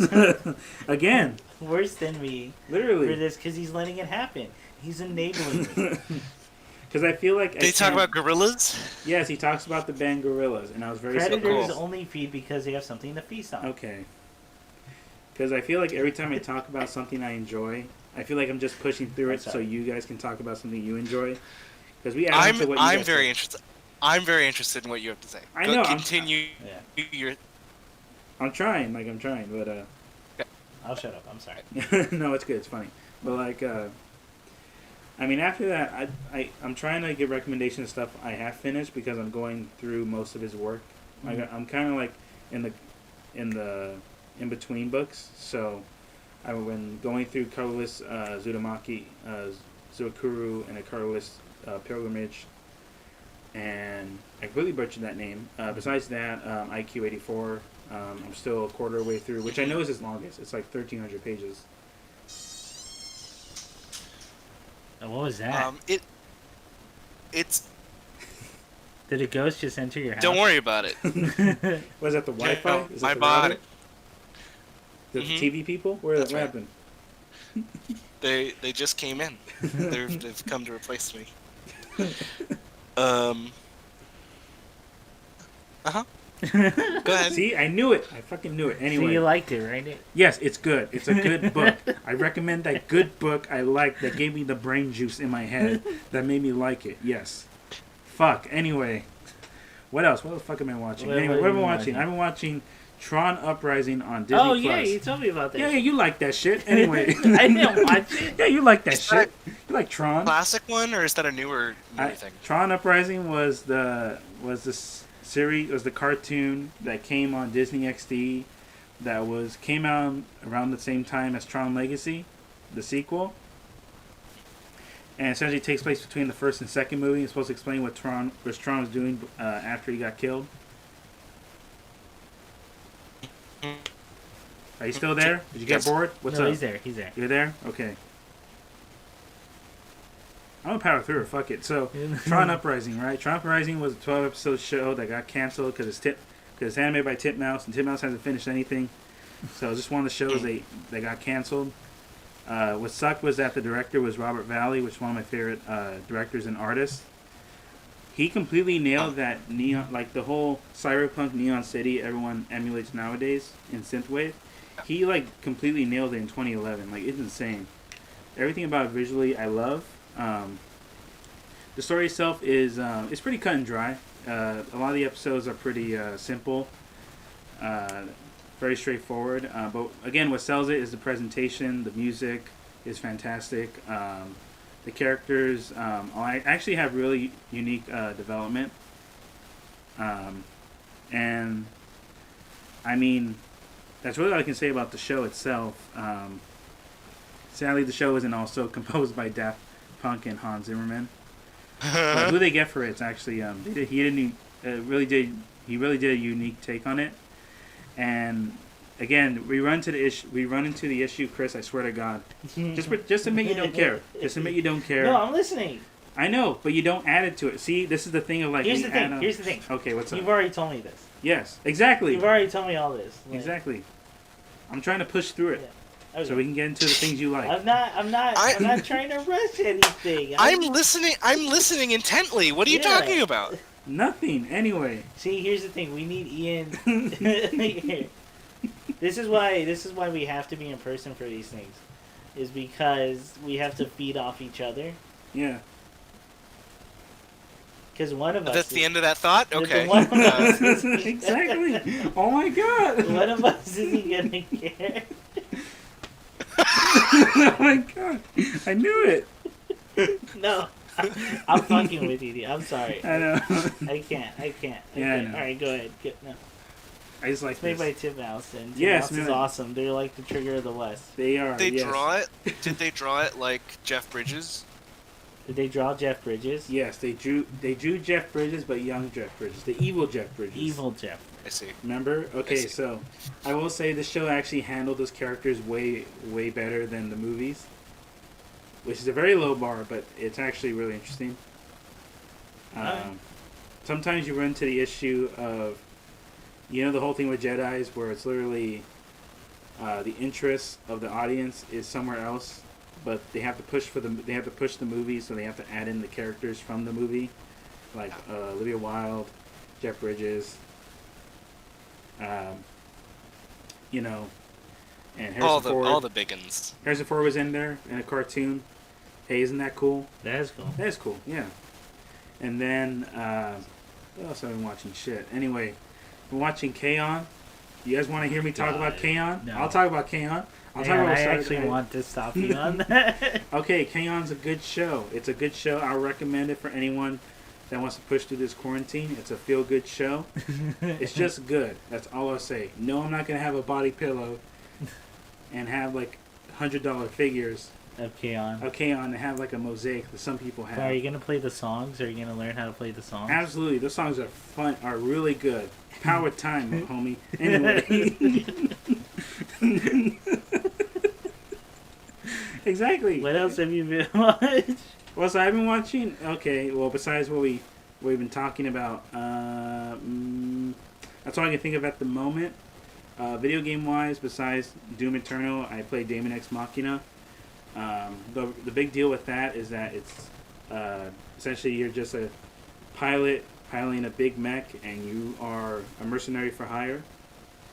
Yeah. Each mission is essentially you're hired by different corporations in a dystopia to do various jobs. Mm-hmm. The Japanese voice actor for Char Yes, for is in Char that from game, Gundam. and he's your rival. He is your rival.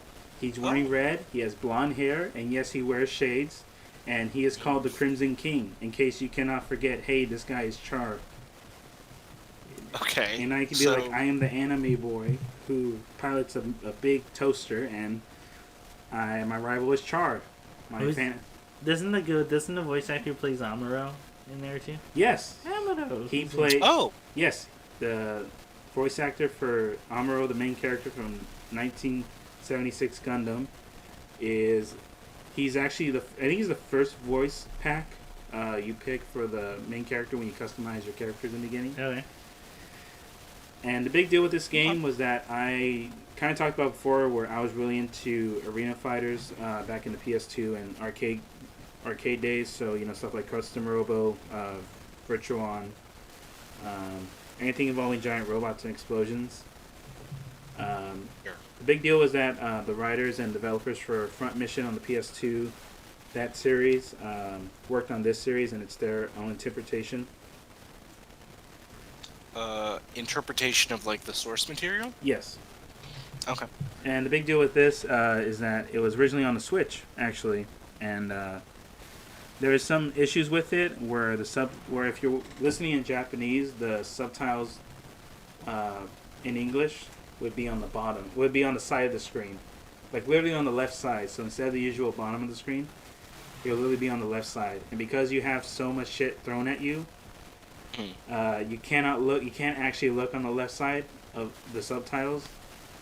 So there was a point in the beta where I was like, I literally cannot keep up with what's happening or what they're saying, so I have to turn that off, put it in English.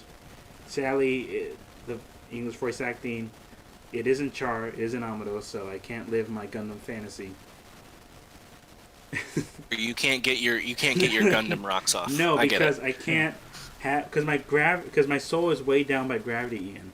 And the only way for me to know how much it's weighed down by, I have to have Char and Amado in there. No, that makes sense. Yeah. And are you enjoying it? yes, it's a long way to say the PC port came out 2 months ago. Are you having fun? And I'm getting to... Yeah. Again, we now run to the thing of like, when I try to get my overall feelings on it, I work up from it. Did you...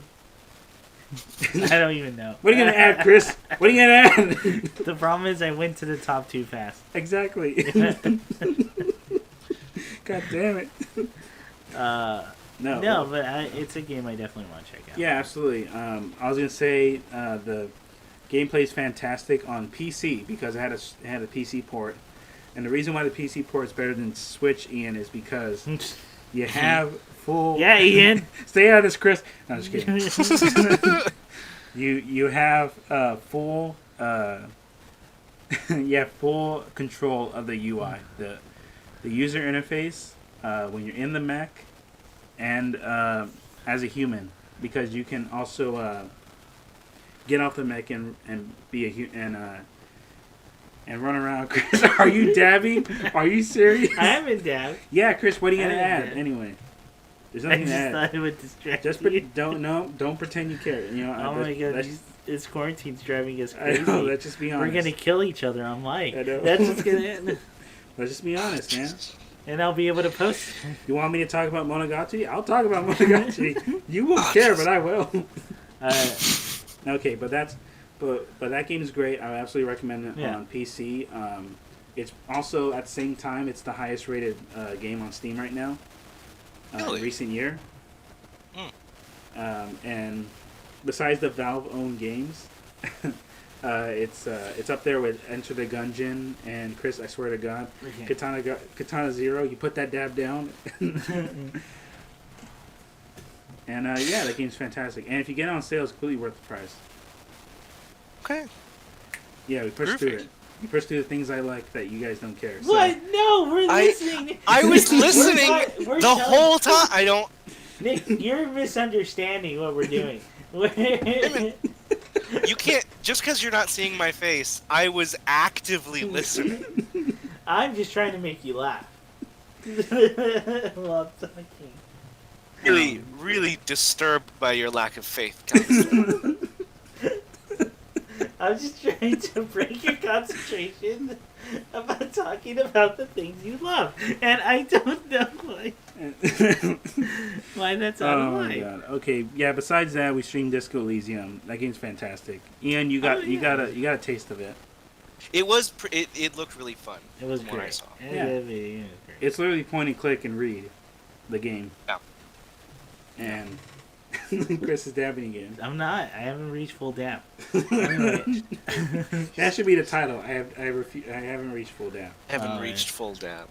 And then I played Ultra Fighter Kianta 2 Oh my god. on the PC. I didn't think we Chris talked put about his it. head down, and yes, I will talk about it. This is the one that I'm like, I have to kill it somehow. No, go Ian, ahead. you have to, Ian, when you have a chance, when you can use YouTube, Fuck it. Everyone has to look up Ultimate Fighter Kianta 2. Ultra Fight. Oh, Ultra. Ultra, the word Ultra, the word fight, D-A, separate word, Kianta, K-I-Y-A-N-T-A, like Fanta, That was Kianta. not how I thought it was. 2.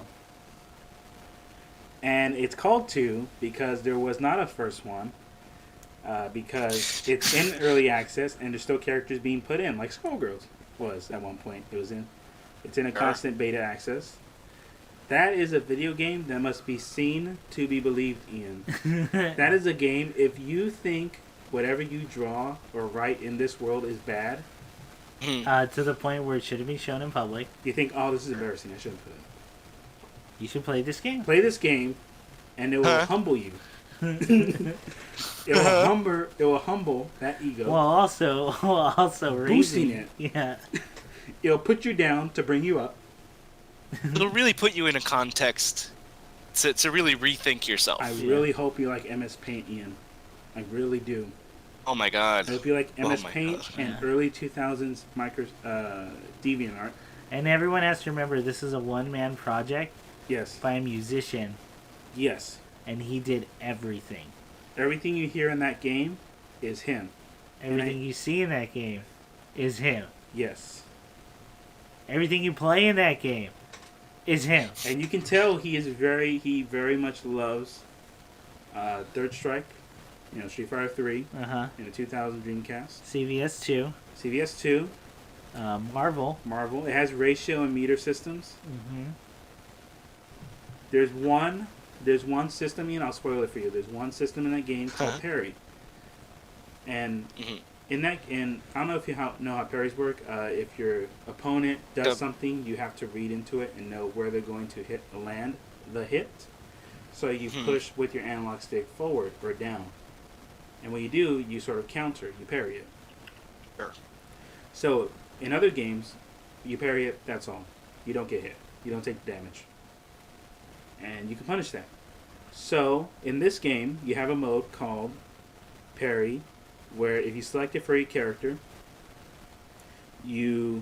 whenever you parry the opponent's attack, you gain a little bit of health and gain a little bit of XP. Okay. For your meter, for your super. That's a good reward. That's a good reward for your success for a parry. Sure. But the issue is that you can only parry. You cannot block. You cannot hold back. Right. You can only parry to defend yourself in that game. Hey, that steepens the curve a Yes. little bit on that. This game is a passion project that no one wanted but need in their life. That's the only way to describe it, Ian. Okay. What's that name of the game? Again, Nick? And I recommend it for everyone in quarantine right now. Ultra, the word Ultra, fight, D-A, space, Kianta. Like Fanta, but instead of F, But not. it's K-I-Y, Anta. Kianta. And then number 2, because it's only the first game, obviously. And it's forever in turbo mode, like in Street Fighter. And the turbo mode can go up to 10 levels, and it starts at 2. Okay. Yes. Sure. Yes, Ian. Well, that follows. I don't know what you're talking about. I understand everything you just said. Nice. And then, I think besides what we're going to talk about for Spoiler Cast, that's pretty much everything I've been up to Okay. up to this point. So, I'll probably make a separate spoiler cast. Hmm. But right now, we'll stop this episode then. Final words, I would like to tell everyone, stay the fuck inside. No, Please stay inside. To be safe, stay quarantined, only go out if have to. Ian, I hope that's the ghost in the back. I don't want to know if that's a man with with Corona. I don't want to. Yeah. Don't have a ghost. I'd rather it be a ghost. I'd rather it be Whoopi Goldberg. I'd rather it be Forrest Whitaker with the dog. With the dog. Yeah, everyone be safe. Be courteous to others. It's trying times. If you need resources, there are those available. Food banks and such. Just look them up or explore what your city's kind of doing right now. Yes. And for those who are doing well in these times, if you have the resources to, please consider donating to others and helping them out. Everyone stay safe. We're all we'll all get through this together. And we'll see you all on the other side. See you later. See ya. Alright, you guys take care. 3, 2, 1. Alright, now we're going to start the spoiler cast for which one do you guys want to do first? I got a timeout for tonight, guys. I'm needed. That was my roommate asking me when the fuck I'm gonna get off this call. Okay. Okay. Would you be able to record the spoiler cast? I can do tomorrow night. Can you do tomorrow night? Yeah, I'd be able to do that. Alright, that one's gonna be a lot shorter than what we're doing right now. Cool. Alright, cool. Alright, Alright. we'll see you later, man. Take care. Alright, take care. Bye, guys. Bye.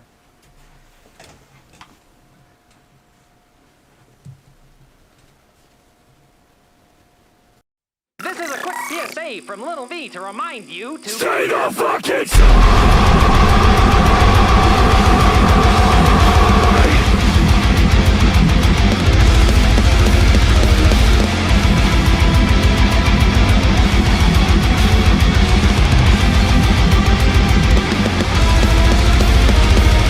Wash your fucking hands. Don't touch your face. That's all I demand. Save the human race. No more handshakes. No high fives. That's all it'll take. Now go on home and stay the fuck inside.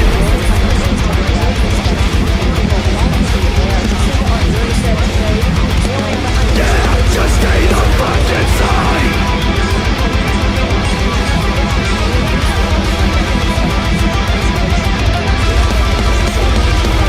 Chill the fuck out. Stop begging. Let's deliver a technical knockout. We'll fight this thing. You can't live carefree. You gotta commit. Don't hurt me. 'Cause I need the shit. I need the shit. May feel like forever, but come on, let's do our best. If we all work together, we can get out of this mess. And remember, kids. Stay the fucking side.